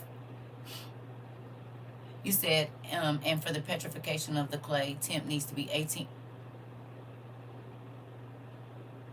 Girl, quit playing with me, Nicole. So the temperature of lava is 18 something, 1,823 degrees, and petrification starts at 1,800 degrees. And there's all these petrified trees and giant snakes and giant elephants. Interesting. So do we think what they say they carved was carved, or was it petrified? Hello, and I'm not talking about the trees, I'm talking about the people.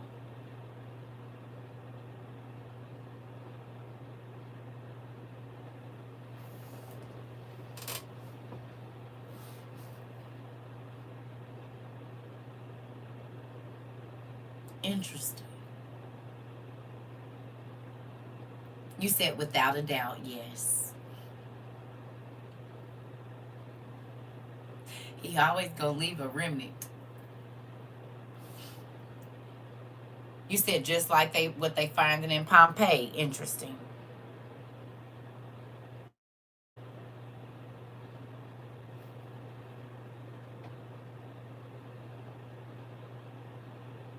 So again, we hear people saying, just like in the days of Noah. But do you think that people really go and sit and study what that exactly meant? What did that look like? What was happening? And not just the evil that was going on. I'm talking about the last days before the earth was about to be rocked. What did those last, do you feel like there might have been a heavy, glooming feeling, or people having nightmares? What was it like in the very last days before the water came up and the water came down? Do you feel like they might have been feeling tremors in the earth? What if the rivers had started to rise and it was just a little different? Because God always gives signs and warnings before he does the big thing. No or yes?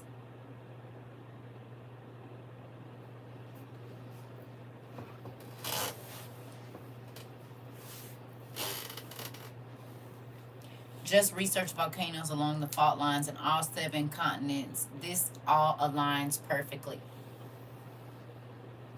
So you going to run to the water and the water is boiling. You going to run to a cave and I'm going to let the water be so... Okay, what does it say right here? Look. Look. It says, and the floodgates begin to pour down water from heaven 40 days and 40 nights. So we know that was atmospheric rivers. Do we agree? Hey, Riku. Atmospheric rivers. We've even seen how they look. If God is pouring down, that's atmospheric rivers, yes? So atmospheric rivers, okay? Now think about it. In the places where it's cold, that could be, as soon as it gets to a certain place, that could turn into hell, right? Freezing rain. And tons of it would mean the people were pelted with ice. Depending on where they were in elevation, they could have been getting pelted with large hailstones. No?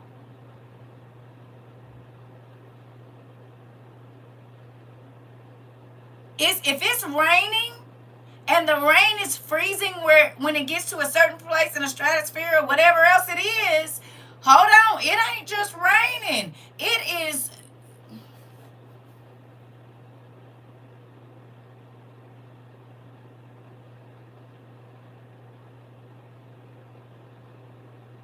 Think about this. It could be heavy snowfall where you can't see. And then to have water rising, it's like you're flash frozen.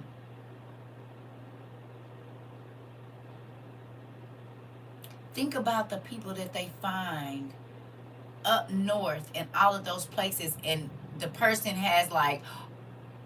And they find the body and you can tell that person was gasping for air or whatever. And it's like they're frozen.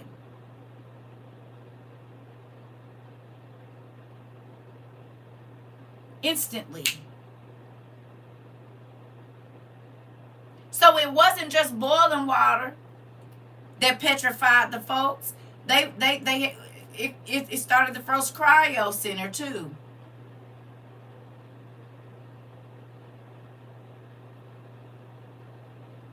No?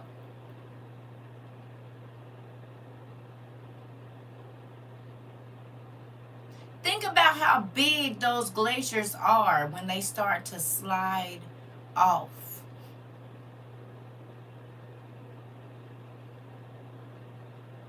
We know that people was living in those regions at that time. Is this why when they fall into the ice, they fall into whole cities that was built, that under there is stone and all of this kind of stuff? So we know for a fact that they're there.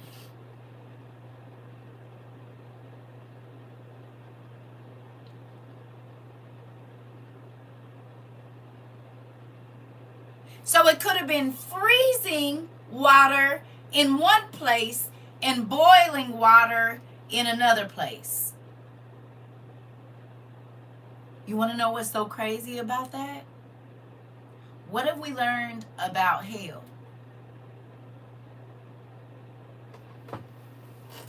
They say that's when we have what we have in Cali atmospheric rivers. Last week we had hail, rain, lightning, thunderstorms, flooding in a period of 2 hours, and there was fog in Nevada 2 days ago. Here we go. Didn't he tell us it's cold but it's hot?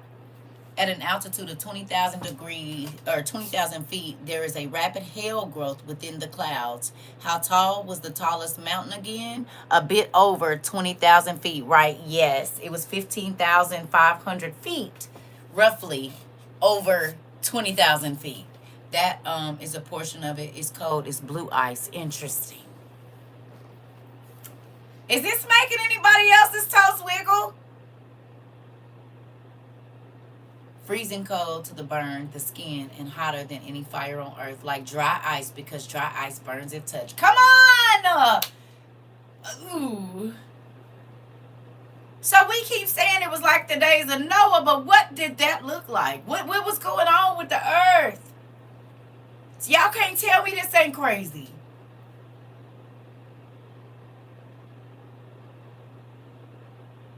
And in the 6th year,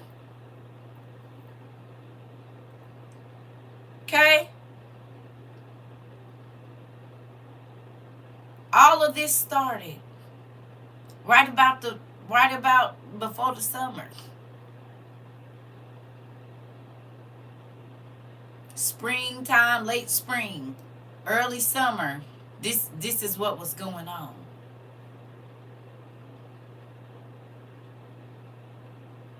Do this make anybody else's toes wiggle?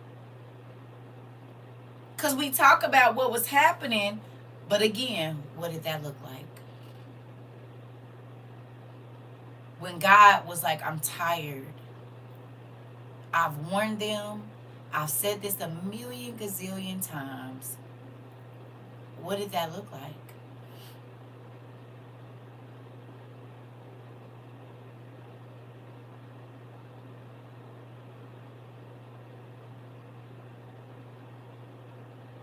Seeing whole villages washed away. Big old castles and stuff sliding down the mountain. Y'all seen when a flood comes, the force of the water can take off a whole top of the mountain? What did it say right here?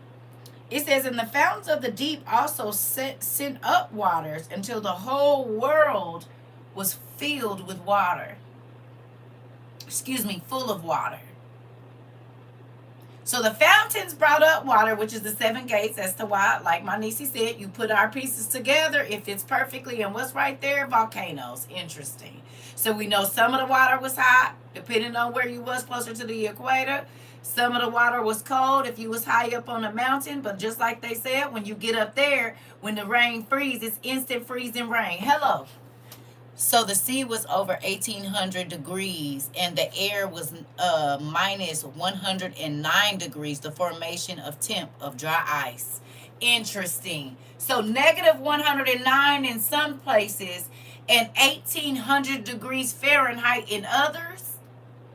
And both of these things serve to petrify what God said he was going to destroy so that we can find it later. That's what you're telling me? That's what you're saying? Now,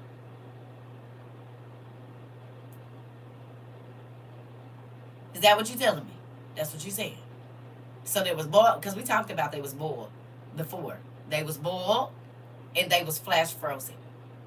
They was petrified in boiling water or mud, right? Perfectly preserved. That's how we find the giant seashells and all of that, perfectly preserved. These things were perfectly petrified. So God, even in that, knew the exact temperatures of what needed to be done to preserve the bodies and to preserve the shells and all of that.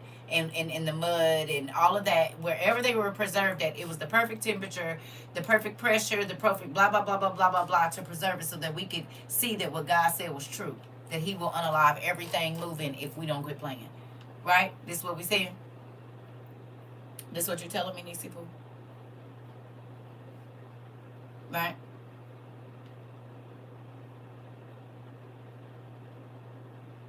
Okay. Okay. Just wanted to make sure we was clear. All right, let's keep going.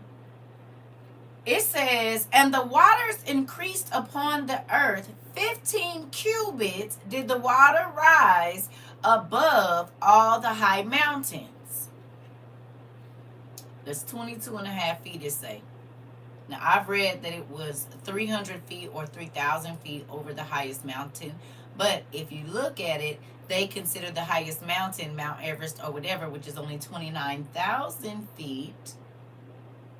And that 32 to 35,000 feet would be the other 3,000 feet that we know, because we know that the tallest mountain is actually the one in Hawaii, which is 33,000 feet. But they tell us the tallest one is Mount Everest, which is like 29 and some change or something like that. But technically it's the one in Hawaii because it's 33,500 feet. Hello. So when he covered the water, however many feet above the tallest mountain peak, why did he do that? What was the specific reason for that? Because 33,000 feet is a lot of water.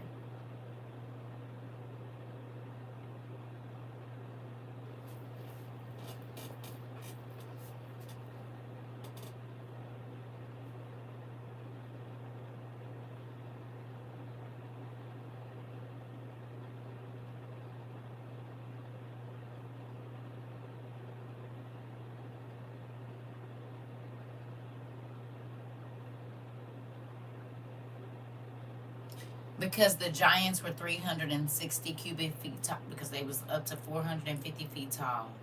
He made sure nobody escaped. We know for a fact from Enoch that the giants were, some of them, the first ones, the Titans and their sons and them, 450 feet tall.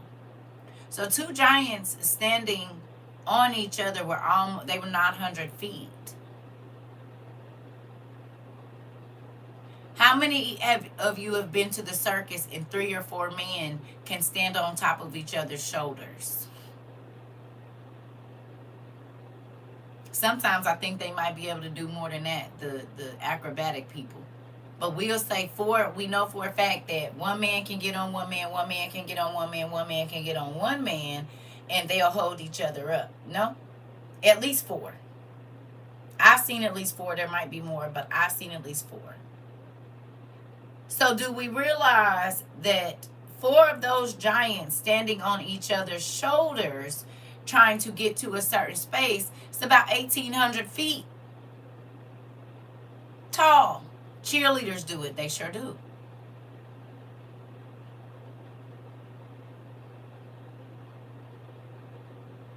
Four of them.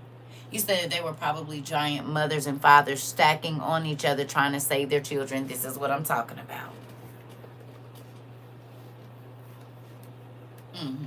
And mind you, some of them had wings. Don't forget that. So they probably felt like, oh, we could just fly to the top of the mountain. And God said, I got something for you, because I'm going to start making the mountain slide down into the water. The force of the earth being shaken was taking the tops off of the mountains, the water coming down in torrential, or do you see what I'm saying? So you can try to run up the mountain. I'm going to make the atmospheric river make everything slide down. You're not getting away from this. You think you can burrow into the mountain? I'm going to let the force of, y'all see they saying that the water carved out the Grand Canyon. The amount of force and sand and debris. Come on now. Hold on. You said, and wings can't fly when they're wet. So the water that was coming from the heavens stopped them. Oh. Yes, I know that. Right.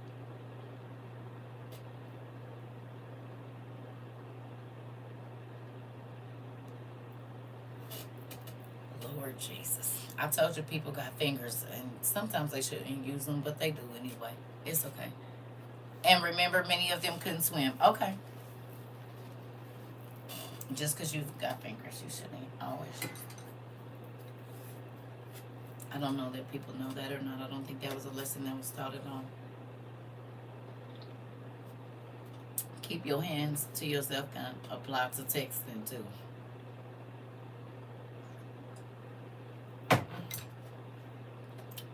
Okay. Here we go.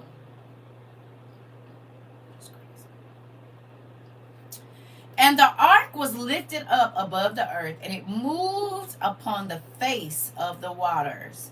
And the water prevailed on the face of the earth 5 months. So basically 150 to 152 days. 150 to 152 days. So it rained. Okay, so they get in about May or June, sometime in there. It rains for 40 days from that day. And then For that day, 150 to 152 days, the water was on the earth. Could you imagine for 152 days not seeing any landmass, no mountains? It's just as far as you can see, no matter where you turn around, there is no buildings, no trees, no grass. I'm talking about nothing. And you know it's under you. Because as the water and the dust and stuff start to clear, you can see that you're going over the top of mountains and buildings, just like they show us in the movies. Hello. You said the cold impacts wing health on birds, giving them frostbite and hypothermia. The air was 109. They couldn't just fly. Come on. Look at my class. I love it. The water pressure coming out of the earth probably took off the limbs if it hit any of them. Uh-oh. Can you imagine being in an ark with animals? I can't. If cabin fever was a person, it would be at this moment. You said right. And seeing bodies, right, just floating on top of the water. Elephants and leopards and bears and whatever else. Dead fish and whales.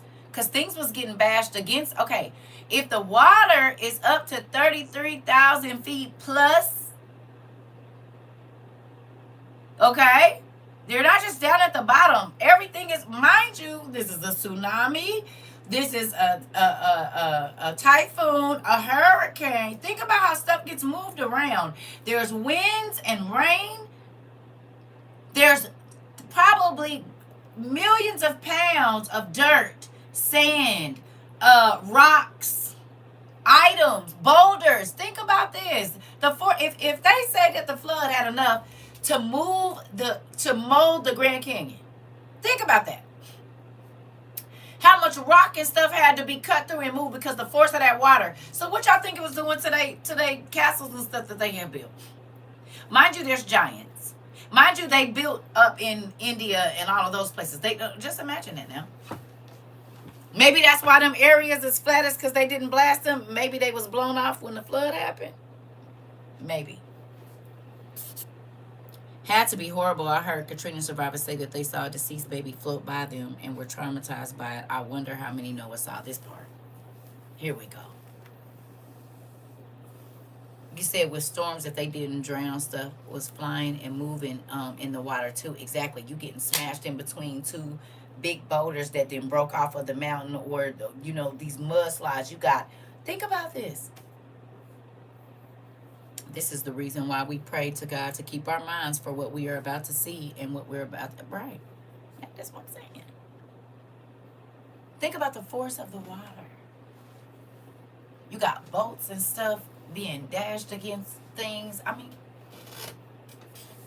so again, what was the destruction like? Because there was a lot of stuff that was going on. It wasn't just water. It was all kinds of stuff that was happening. There were catastrophic changes happening with the weather.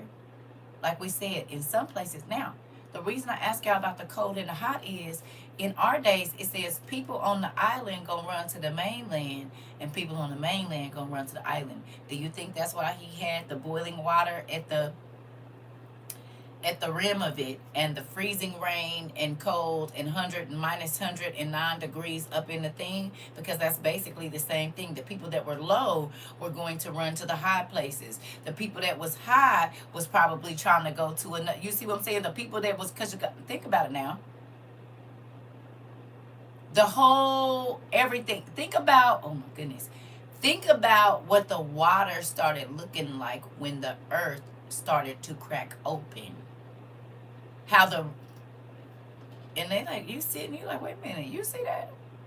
Is that river moving side to side, nigga?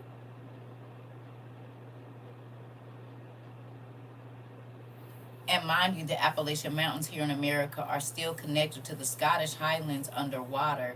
They were being smashed between those huge mountain ranges. This is what I'm talking about. That's what I'm saying. So when you think about it like this, right? You said, wow, whirlpools probably were everywhere. Listen, and geysers, hot geysers. Come on. Maybe Noah had a good reason for having a drink when he got out this part. You said, but think about this. So we hear people right now, oh, as in the days of Noah, as in the day. Nigga, what did the days of Noah right before the flood look like? What was happening? It wasn't just people being evil and mean and racial slurs and all. That's not what I'm talking about. The other stuff.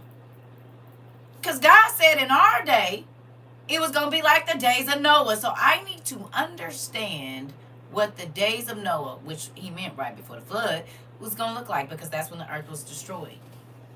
Even though it's going to be fire. Do I even really know what I was going on after it started to rain? Do I know? We know people drowned. Okay, but what else was happening? What else was happening? You said Noah definitely saw some things our minds couldn't handle. Okay. Because folks think it was just water. It wasn't. It was so many other things going on at that moment. We ain't even talked about the people that was ransacking folks' houses and doing. We ain't even talked about none of that. This is just atmospheric changes that were happening quickly.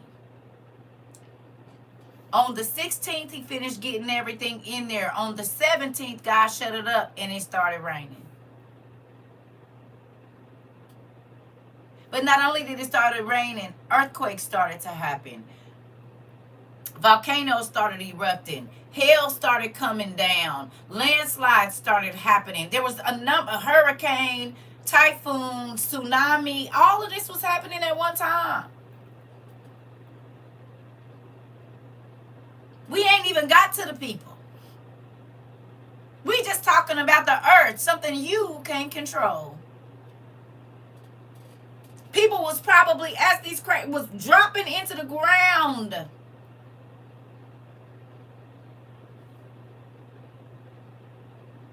As these chasms are open, come on.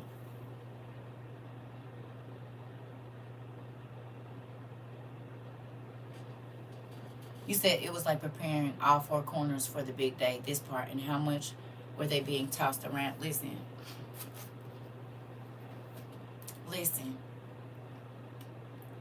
Monsters seeking safety. Come on. Ogres, everybody, because all of these giants, they probably, what do you think the scream of those giants was like? The giant babies crying. What do you think that sounded like? The animals. How y'all know when dogs, think about this.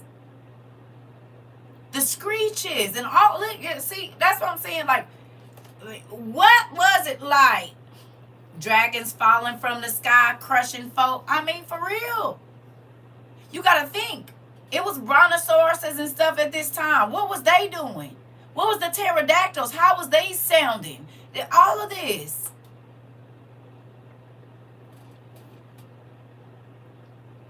Bears was probably, I mean, what did it sound like? What did it look like? What was happening?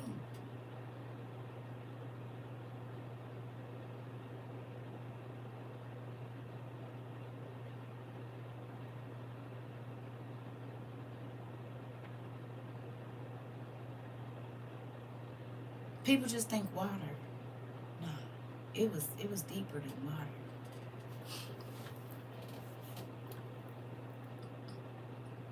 You said, where was Noah hiding to be saved? Oh, okay, you just asking random questions. You must not have been here. You might want to rewind the class about 20 minutes and you'll answer your own question. All going on at the same time must have been terrifying. Exactly, because think about it. The people that were in the valleys, think about like different mountains and stuff, where like valleys over, even in ancient Mesopotamia, where they can, or Africa, where they can look up and see snow on the top of the peak. Okay, Not to mention the cryptids who are able to mimic us. They probably mimic the voices of Noah's loved ones too, hoping he'd open up and save them. Listen, in our minds, it just started raining and then ended, right, Annalise? Because that's how they teach it. But it was so much more going on during that time. Listen. That's why when people be like, "Oh, and it's in the days of Noah," do you even really know what was going on during that time? Oh, you just throwing that out there because it sounds good. Oh, okay. Okay. You ain't even did like how high was the water? Well, we know for a fact it was over 35,000 feet. Cause the tallest mountain, 35,000.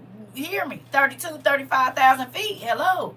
You said agonizing lamentation, and they heard so much of the destruction around them. Was that not? Is that not reminiscent of what we read about how hell is gonna sound? He said there ain't gonna be no rest there. It's gonna be loud and stinky and it. Ooh.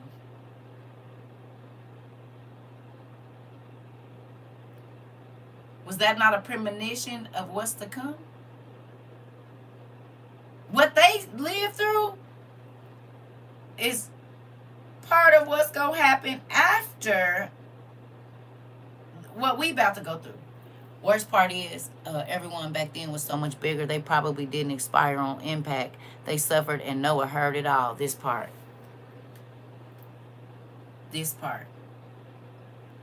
Because everybody didn't die on day one. Because everybody didn't listen on day one.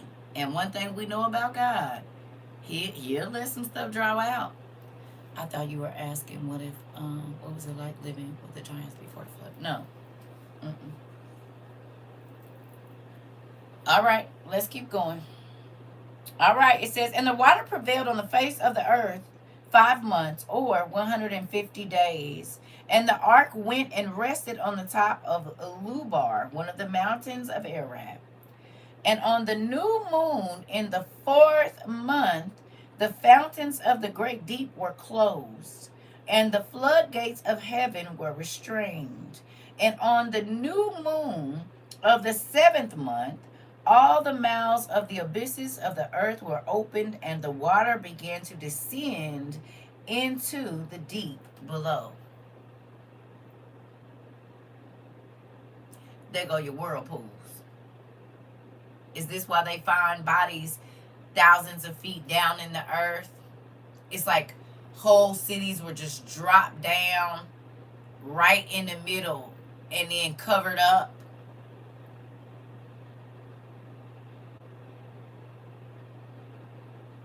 Because whatever is in the water, it's going to get sucked down. Is this how they find all the bodies and the bones in the caves? Just piled on top of each other, sprawled all out, and they don't know how they got there, but there is a hole up at the top of and God just left it open.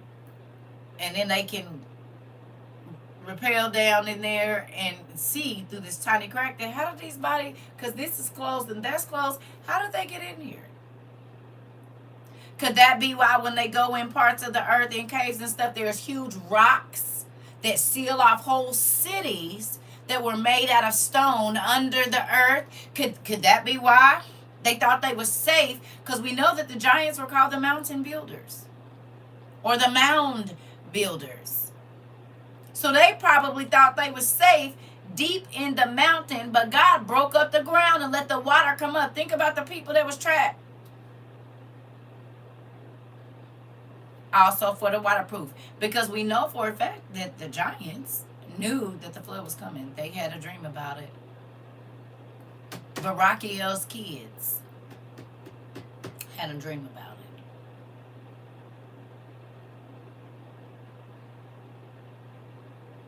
Hello.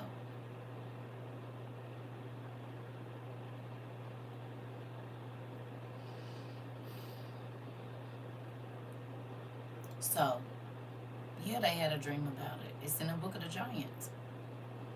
And they went and talked to Enoch. And Enoch says that he talked to them and told them, yeah, all y'all niggas got to go. 200 of y'all daddies came great way long time ago and bust the women down, and they made these here beings and stuff, and God ain't pleased about it. So everybody's gonna have to leave. Everybody go. All you niggas gotta go. everybody. It's interesting when they say they found it in such year, meaning they found the building already built. Exactly. You said now people are going to underground to bunkers to try to escape the upcoming fire. This part. So the same things are happening. They are burrowing deep in the ground, and God said, "Ooh, I got something," because the chasms is about to open up again. It's the bunkers. Yep. Because think about it, they're in the mountains. But this time, it's like they're going to be cooked in a microwave or an air fryer.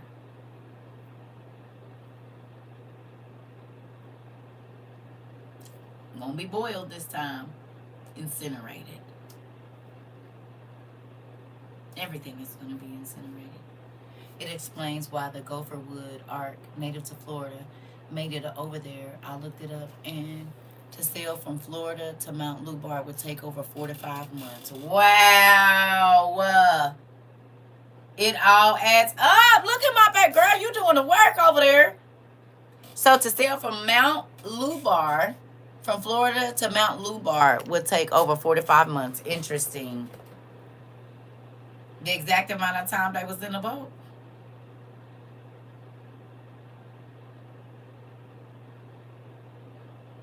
And the earth hadn't been broken up yet. This is why when people be like, it's Egyptian and this and that and all of these. Right, because the earth used to be one piece. Crazy.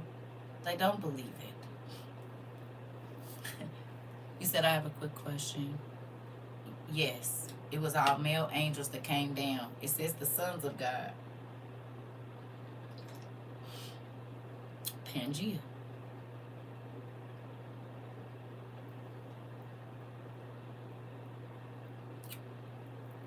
So if we were right now, right? Now that we done wrote down and looked up all that happened in Noah's days, but we know it's going to be fire in our days, what does that look like?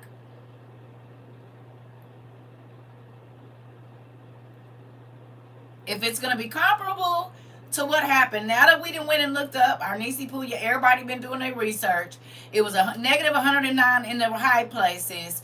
It was 1,800 degrees in the water because the lava and stuff was flowing, so folks was being petrified in the snow, in the rain, and all of that, and then also in the heat over here. But this time, it's going to be heat. So what is the equivalent of all of that we just looked at? What would that be in our day? Since it's going to be fire this time.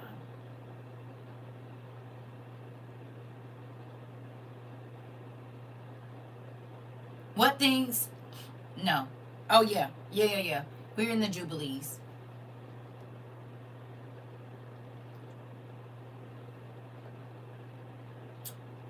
Nuclear, atomic level heat. Nuclear war. Interesting.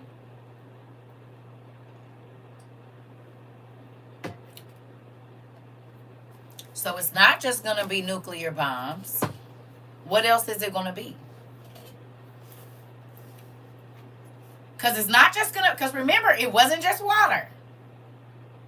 It wasn't just water. We know this. We know that there's going to be a great earthquake, another one. There was an earthquake. We know because that's how we got away from... Okay, it's going to be lava, wildfires, everything burning. Okay, volcanoes. You said they build bunkers at where they think that lava coming from. Lava is involved with fire, right? Yes, it is. Volcanic ash and brimstone. Okay. Lava. You said one word from space and God unleashed in nature. Okay. Fire will fall from the sky. Famine. Explosions. What about the natural gas and stuff that's in the earth? What is that going to do? Meteorites. That's good.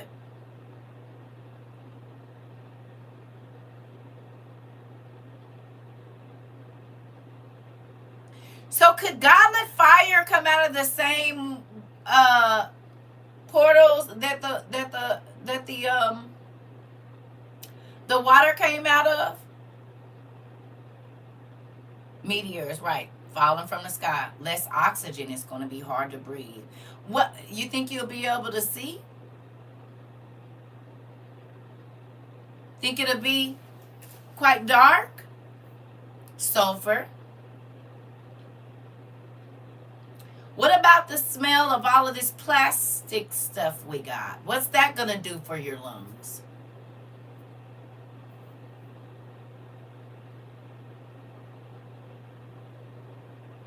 Most of our clothes are made out of plastic. What's that going to smell like?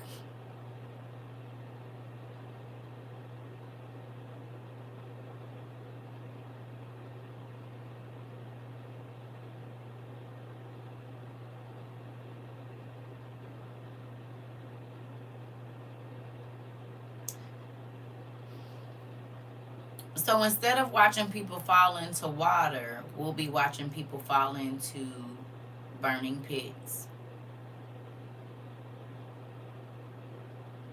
Whose heart starts to beat fast on the movies when you see the bad guy or whoever it is, when the ground opens up and they let go and they fall into the fire, whether it be lava that's opened up in the middle of the earth or something that is burning, if they fallen backwards into a fallen building or whatever. Do your heart beat fast?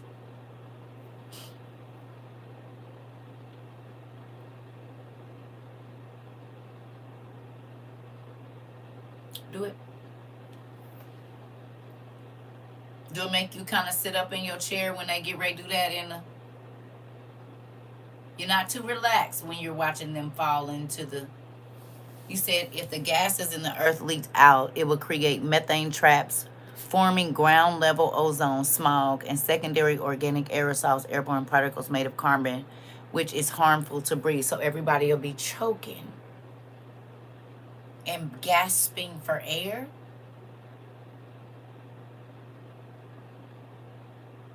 Kind of like it's. So do you think that's like a foreshadowing of what we read about in a lot of the apocalypses of the lost books, where it says that it's hard to breathe there because there's so much smoke and the smells and the sound and all of that, the tar that's burning.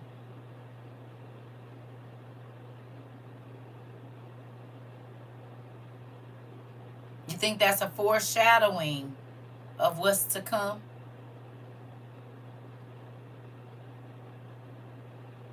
Hey, Pumpkin.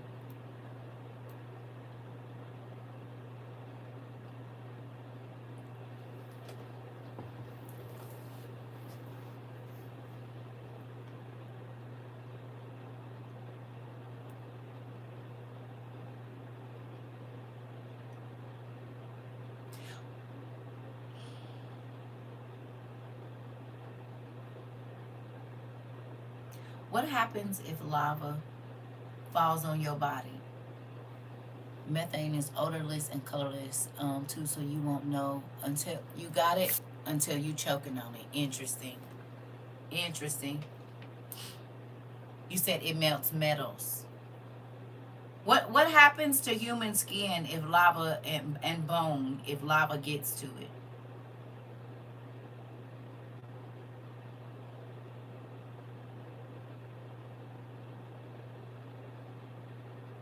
It dissolves, it melts off.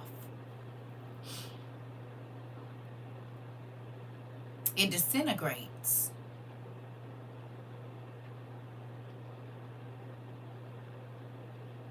Interesting. What do you think that's going to sound like? If you've ever watched Dante's Peak, it's probably going to be something similar to that. The water may become acidic, so when you try to drink it, it burns you from the inside out.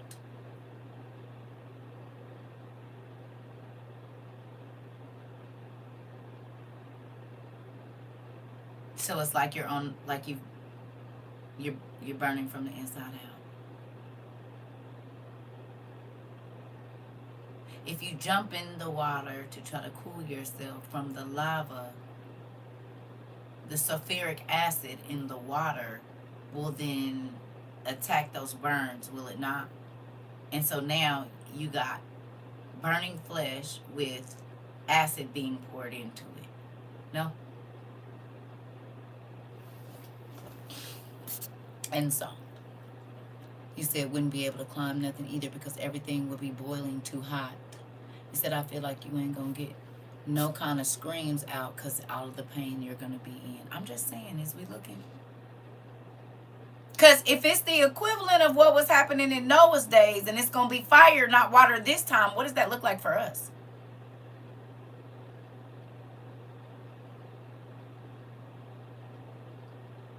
You said maybe like Pompeii, they were done in the middle of regular life and look at them. You said there's lava that will still burn in the water. Exactly. But I'm saying, if it says it's going to be just like the days of Noah, we just went through the possible things that were happening in the days of Noah when the flood started, right? We looked at the cold, we looked at the hot, we looked at the maritime places, what was there. Our niece and different people went and looked that up. Okay, so then if it's the equivalent of that, but fire, what does that look like for us in this generation, in the year that we're in right now? If this is the days of Noah, or it's going to be the same, but this time it's going to be fire, what does that look like for us? He said in Pompeii the people were frozen in place and burned through by lava. Suffocating, eyes burning, hair burning, skin gone. Interesting. Because, see, folks keep wanting to say it's the days, but what do the days look like? That's what I'm trying to figure out. And I'm not even trying to be funny. Y'all like, ooh, CERCA, this is, oh, okay. Well, everybody keep talking about, ooh, I know we in the last days. What does that look like? Hello. And I ain't just talking about the whatever. No. The earth. What does the last days of the earth look like before the destruction that we have been told is coming? What does it look like? What is it going to be like? And if this is the equivalent of the flood, what? You said in Pompeii they were instantly covered in hot ash. Okay. You said remember sand turns to glass when heated. Interesting.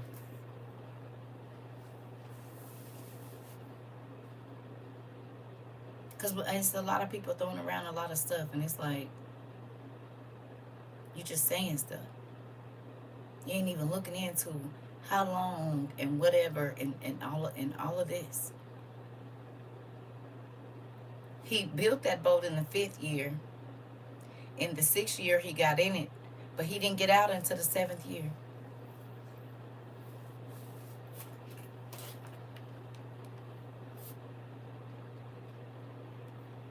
Look. It says on the new moon of the 10th month, on the tops of the mountains were seen, and on the new moon of the 1st month, the earth became visible, and the waters disappeared from above the earth in the 5th week, in the 7th year thereof, on the 17th day in the 2nd month, the earth was dry.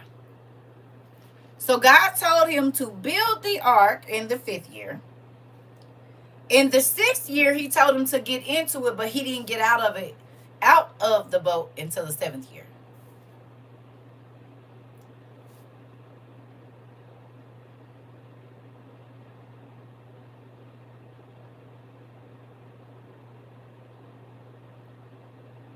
I'm in the book of the Jubilees, the building of the ark.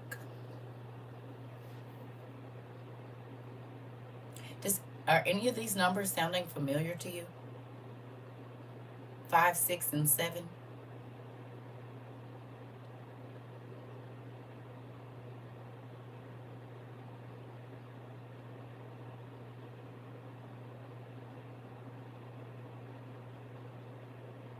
No? How many years in a tribulation? If a human was submerged in lava, it would cause the vaporization of skin and tissue. It will boil the water inside the human. Oh, not you're going to boil from the inside out. That's what they was saying. How many years in the tribulation? 7. How many years did God say it was going to be before the end of the world?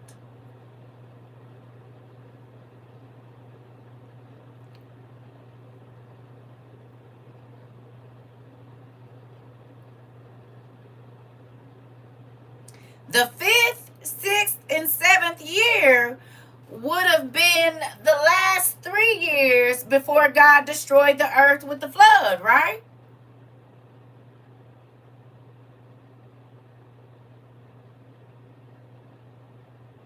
You said, like how you said 5, 6, and 7 bowls being poured out. Interesting. Is that crazy? That the 3.5 years before God flooded the earth, he had Noah preparing. And he got out of the boat in the 7th year. Didn't it say that Jesus was going to come back in the 7th year of the tribulation at the end of it?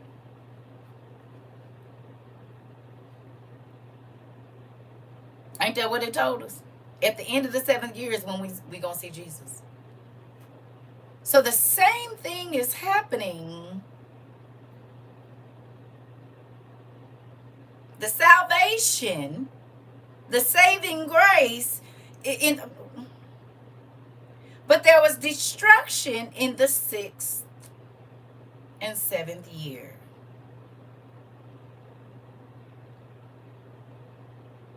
In the 6th and 7th year in Revelations, that's when it get real crazy, ain't it?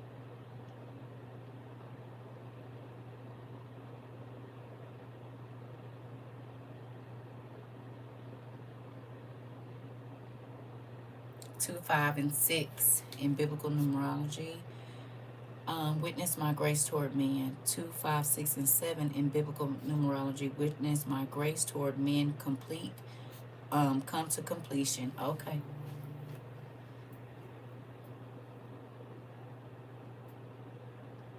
At 1832 degrees, bone minerals fuse and completely melt or vaporize. Interesting.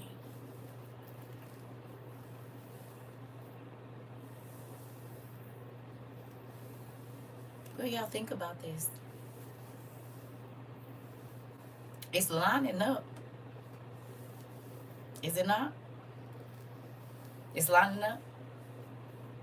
The same thing as in the days of Noah, the 5th, 6th, and 7th year saw the most change in the earth. I'm not saying it is, but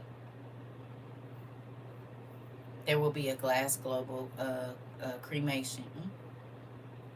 If it's like the days of Noah, what all does that mean? And I know we didn't study this, but we in something now. We in something.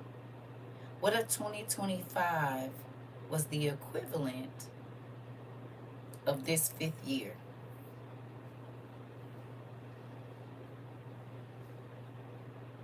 In the 5th year, in the 5th month, in the 5th week, God told him to go in a boat. And from the 5th year to the 6th year, he stored up every single thing that he needed. In the 6th year, a year from the year that God told him to build the boat and store it up, the flood came. But he didn't get out until the 7th year.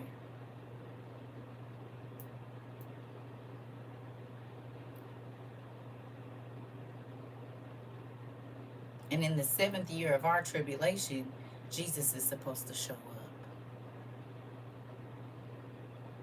What if this 25, you said, with 65-degree weather in January, it's definitely been something changing. Nephew, listen, I think it is the peace in the Middle East is here too, and we know that's, yep. You said that means we got to do the same thing as he did.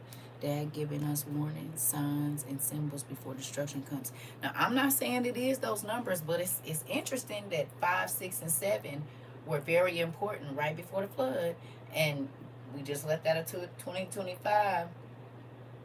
And now project such and such is lining up with what it says in Revelations about what was going to happen during the second half of the tribulation. Everything is lining up. And so it's interesting. When I was looking at this today, I'm like, 5, 6, and 7. Wait a minute. We just made it out of 2025 into 2026. And that man got on this internet the other day, the backer, whatever his name is for old girls, said in the next 12 months, You about to see some stuff you ain't never seen, never thought possible, miraculous things, and just be ready. Did he not?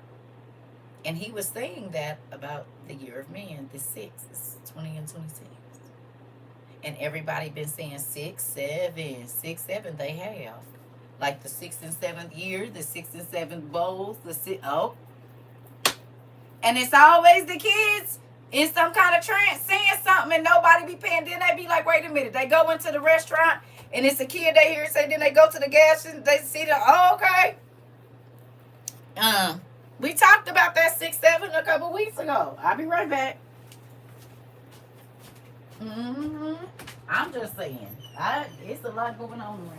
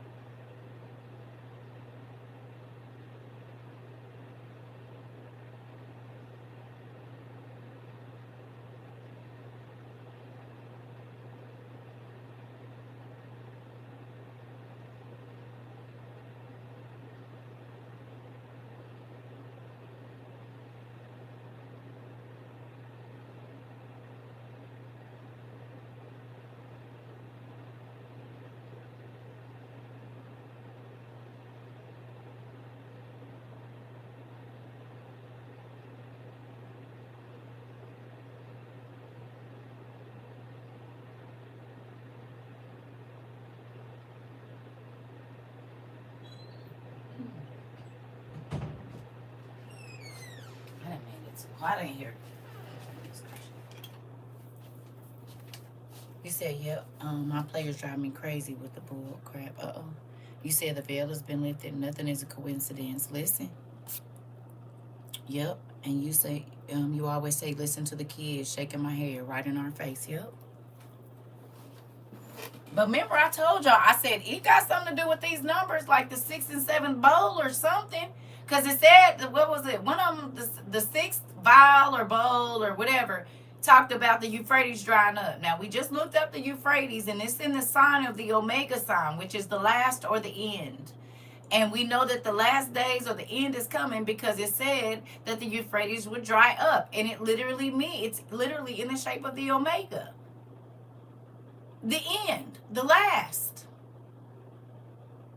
So if the river that is, we know we in the end times because it dried up, it's in the shape of the end. Come on, y'all.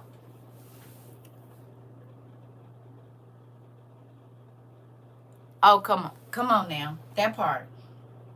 Congratulations. You said 6 in perfect humanity and 7 divine completeness. Are you seeing it? These babies been walking around for what? 7, 8 months talking about 6, 7, 6, 7, 6, 7, and it was like they was all in a trance. They do it. If somebody said the number 6, I saw it. Some little girl was at school or on something, and somebody was talking, and somebody said 6, and she said, subconsciously, she started mouthing it. She didn't say it out loud. Somebody, it was on TikTok, some video of Christmas something, and somebody said 6 something, and she started doing it subconsciously. And it's crazy that they do like this, because you could kind of say that's how an earthquake goes. No? With the plates shifting underneath us, things start to rock back and forth. Like balancing scales too. I'm not saying it is, but I don't think those kids been walking around saying 6, 7 for nothing. And I told y'all that before. They was trying to put it on the goddesses and gods, but it's bowls and vials being open, and it's a number 6 and a number 7 too. We could be in the 6th or the 7th year of the tribulation. We don't know. You said yes. What is the 6-7 about? My 5-year-old is saying it, and when I ask her about it, what it means exactly, or scales to be balanced. Listen, do y'all feel like that this is interesting? That in the 5th, in the 6th, and in the 7th year, before, in the 5th year, God warned Noah. In the 6th, I mean, not warned Noah, but he built the boat. In the 6th year, he got in the boat, and that is when all of the destruction started. In the 6th year. It didn't tell us about the 1st year. It didn't tell us about the 2nd year. It didn't tell us about the 3rd year, but or the 4th. It told us about the 5th, the 6th, and the 7th year. And the 6th year is when the destruction came.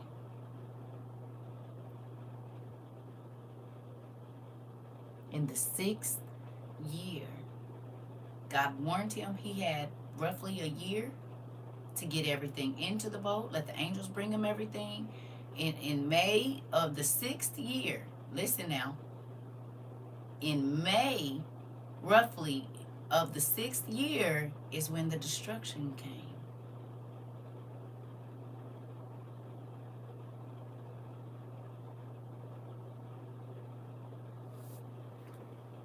What if 2020 was 1 and 2021 was 2 and 2023 was 3? I mean, I don't know for sure, but I'm just saying, what if 2020 began the beginning of the 7?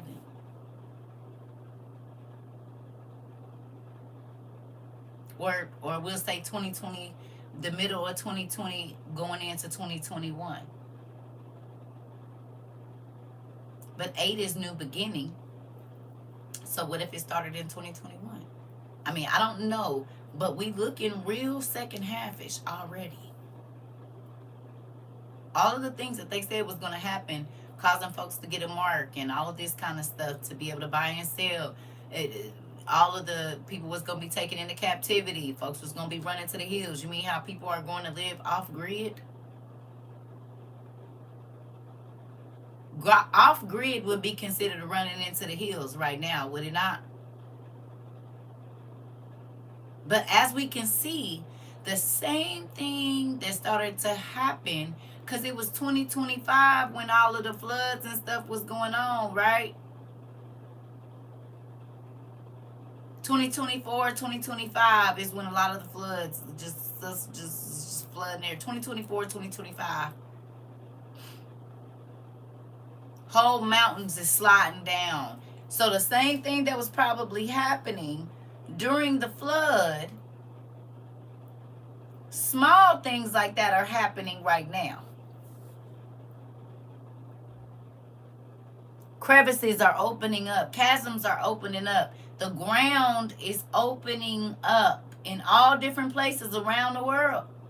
Washington, Cali, overseas in Japan, they got whole, in China, whole India. The ground is opening up, and you can see way down in there too. A lot of that started happening in 22,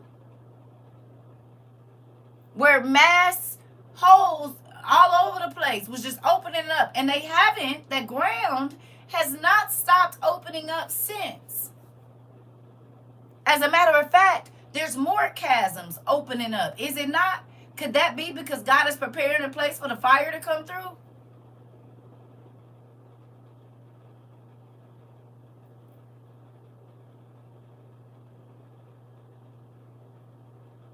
Because the fire is not just going to rain down. It's going to come up from the ground as well. And we already see that with the ring of fire getting together. It's volcanoes that they saying haven't been erupting or shooting no gas or nothing out of them for however many years, and they're all sparking up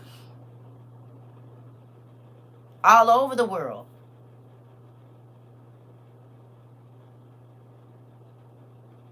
They were talking about, what's the name? Yellowstone.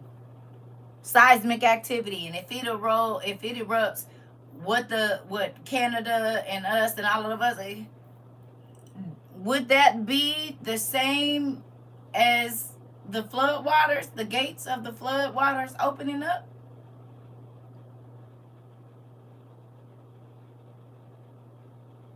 Because all of the volcanoes erupting, that's shooting gas and fire and ash, and they talk about it'll go down all the way to Texas. And the wind could carry it as far as Ohio and all of this stuff. And what? Fire coming from the abyss.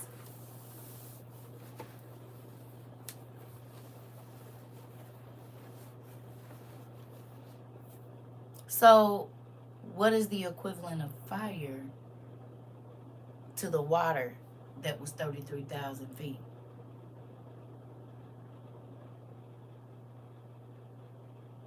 Is that rivers of lava? Rivers of fire?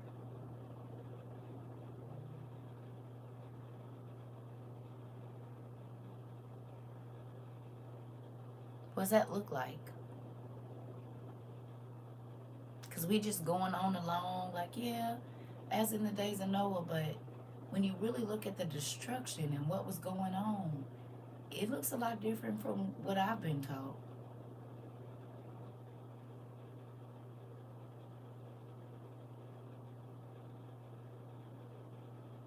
Don't forget, it said in the last days that the hailstones that were going to fall were going to be 60 to 100 pounds. Remember we did the math on that? And it talked about when the hail comes from heaven, not only is it going to be fire, it said it was going to be hail. The hailstones are going to be 60 to 100 pounds.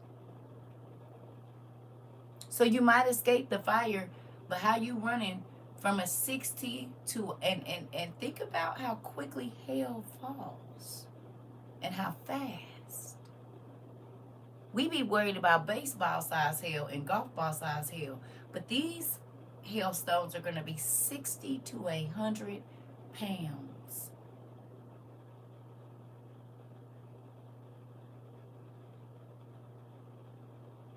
Falling from the sky.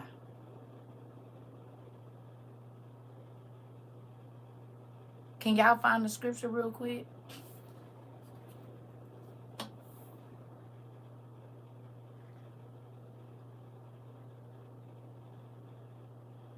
Where it talks about the hail?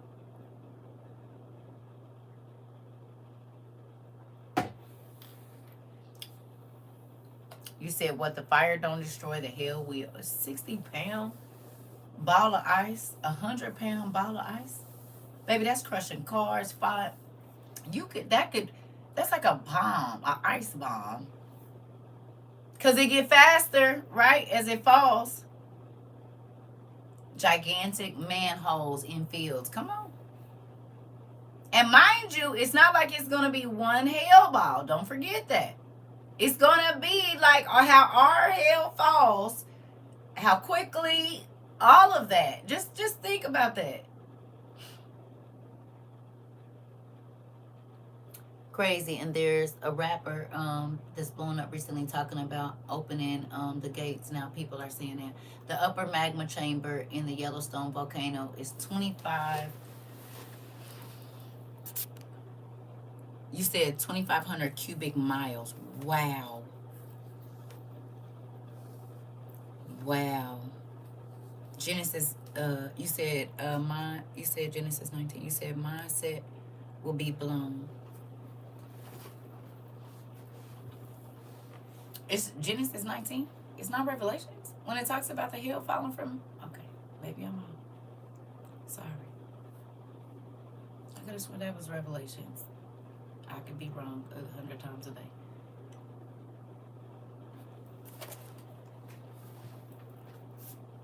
You talking about Genesis?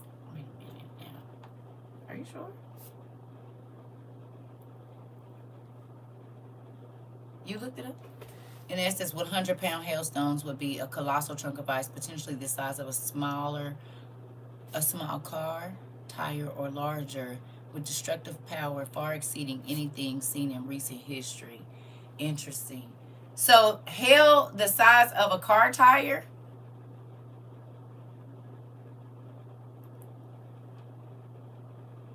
No, no, no. Right. No, not that. Thank you. Revelation 16. Right. I was going to say no. It's not. I didn't think it was in Genesis. Okay. Revelation 16:21. Thank you. Hail weighing 100 pounds each falling on people because they cursed God because of the plague. I was going to say, I thought that was in Revelations. So Revelation 16:21 says, hail weighing 100 pounds each is going to be falling on folks.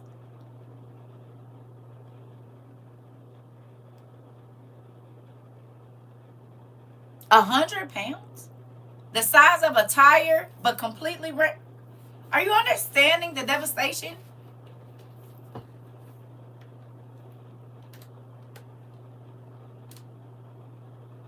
100 pounds? Imagine that coming through the roof of your house. And it ain't just one. Think about a hailstorm now.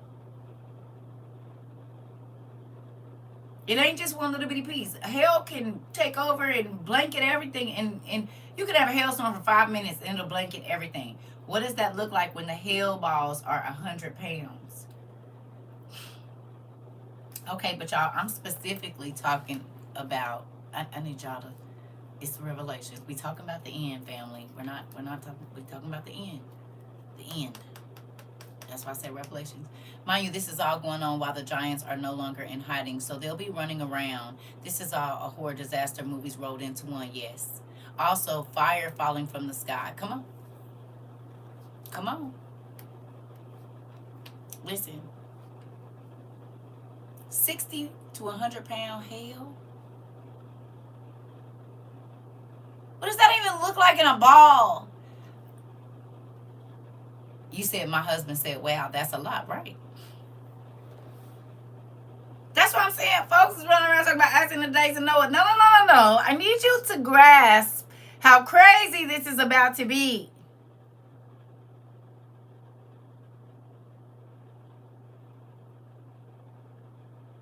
Not just from what man is going to do, but from what the earth is.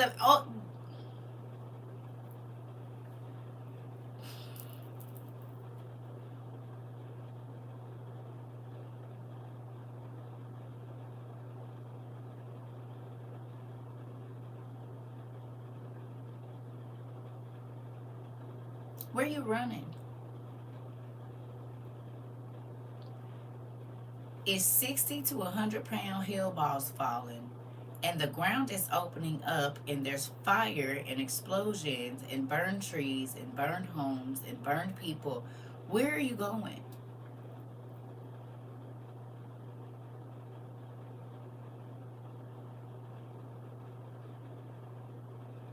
It says the people on the mainland gonna be trying to run to the islands, and the people on the islands gonna be trying to get to the mainland. So where are you going?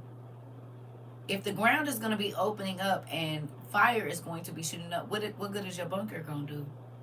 It said it's gonna be an earthquake, and buildings and mountains are gonna be leveled. So if you put your uh bunker in the mountain, what happened? You're gonna be smushed in there, ain't you? Maybe smushed and burned. Locked in, as they say.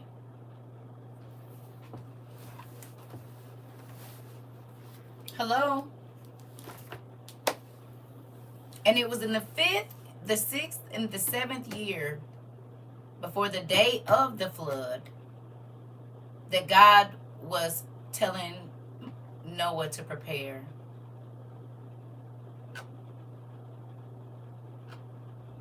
You said, and Greenland 2 movie is coming out. Interesting. This make y'all think a little bit differently about saying, oh, as in the days of Noah? Because it wasn't just the monsters like we talked about. It wasn't just the men unaliving each other. There's going to be so much more that is going to be happening. And now y'all understand why I say, God, please prepare my mind. Because don't forget that it says that there are going to be people that are going to want to die and they're not going to be able to. So while all of this is happening, there's going to be zombies running around.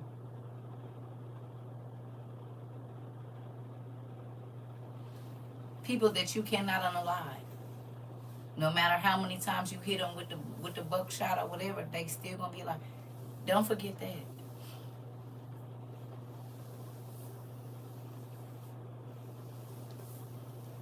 So if you think about it, Game of Thrones plus the day after tomorrow when the Snow King came, plus 2012, plus what's the movie with the asteroid coming to, is that 2012 with the asteroid coming to Earth?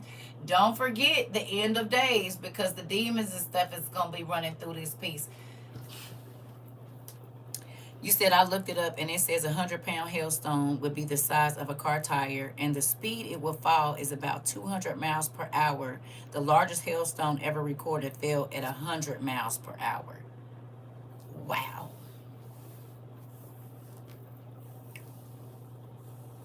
Wow. So a hail ball the size of a tire, and you know it's not going to be one, falling at 200 miles per hour, while there is fire coming up out of the ground and an earthquake happening and people that are not dead. It's about to be a scary time. And folks want to play with, I can do whatever I want and YOLO. Okay. Well, at the end of this, if you're not on the right side, if you want to die, you're not going to be able to. Mind you, it's talking about that the sun is going to come out and burn the people, and the sores on their body is going to be so excruciating from the sun that they're going to throw their fists up to cry to the sky and curse God. Come on. Hello. All the while, a third of the fish and a third of the plants of the earth and a third of this and a third of the population, 2.4 billion people, we looked it up, is going to all be unalived at one time. What is it going to smell and look like around here? Tell me. What's this going to smell and look like? The event is linked to other catastrophic occurrences like the massive earthquake, the collapse of cities worldwide, and the disappearance of islands and mountains. Hello. So I'm going to ask y'all again, what did it look like in the days of Noah? And if it say our days is about to look like that, but it's going to be fire this time, what does that look like?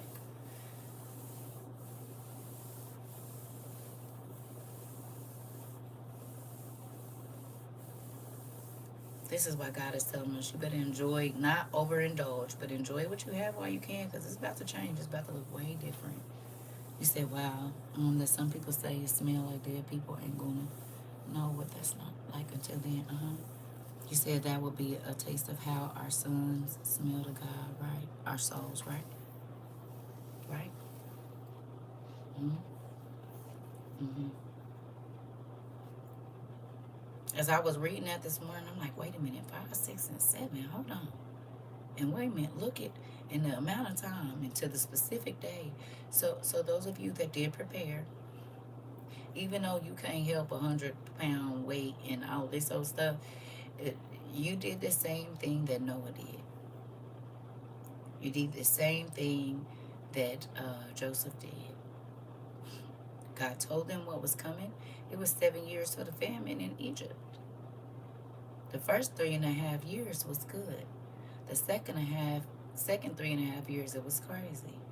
It's looking like the first 3.5 years before the flood, it was cool. And the last 3.5 years during the flood, it was not okay. Hello. So he keeps using this 7-year time. Hello. And it's seeming that the 7 years before God brings his judgment, the first 3.5 years, he always be giving people a chance to turn around. We'll say that 7-year period started in 22 or 21. Where are we at right now? I'm sorry, 20 or 21. What's it gonna be looking like here shortly?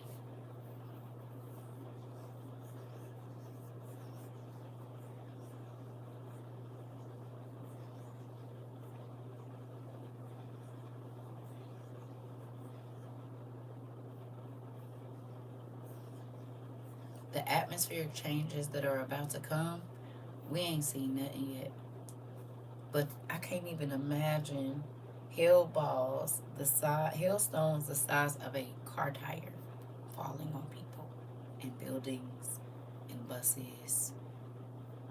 When you think about basketball size hail, that's huge. Oh, a car tire?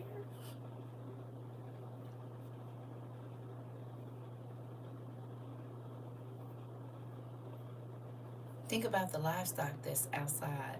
Imagine a cow being smashed. It's gonna cut it right in half. You said, did I see how much water has disappeared from the Great Lakes? No, but it's amazing that God is drying up all the water and he plans on burning the earth. That makes sense. All the rivers and lakes are dwindling down. I bet you don't go get no buckets and try to put nothing out. Hello. It says people will faint as dead. Come on. So, I ain't gonna keep y'all. I'm gonna let y'all go. I'll probably see y'all a little bit later, but I hope and pray that you are taking time to learn, right? And see what God is saying about the things that are coming, because you can act like it ain't coming, you can act like you don't see it, but that don't mean it ain't coming, and that don't mean you ain't gonna see it. Hello.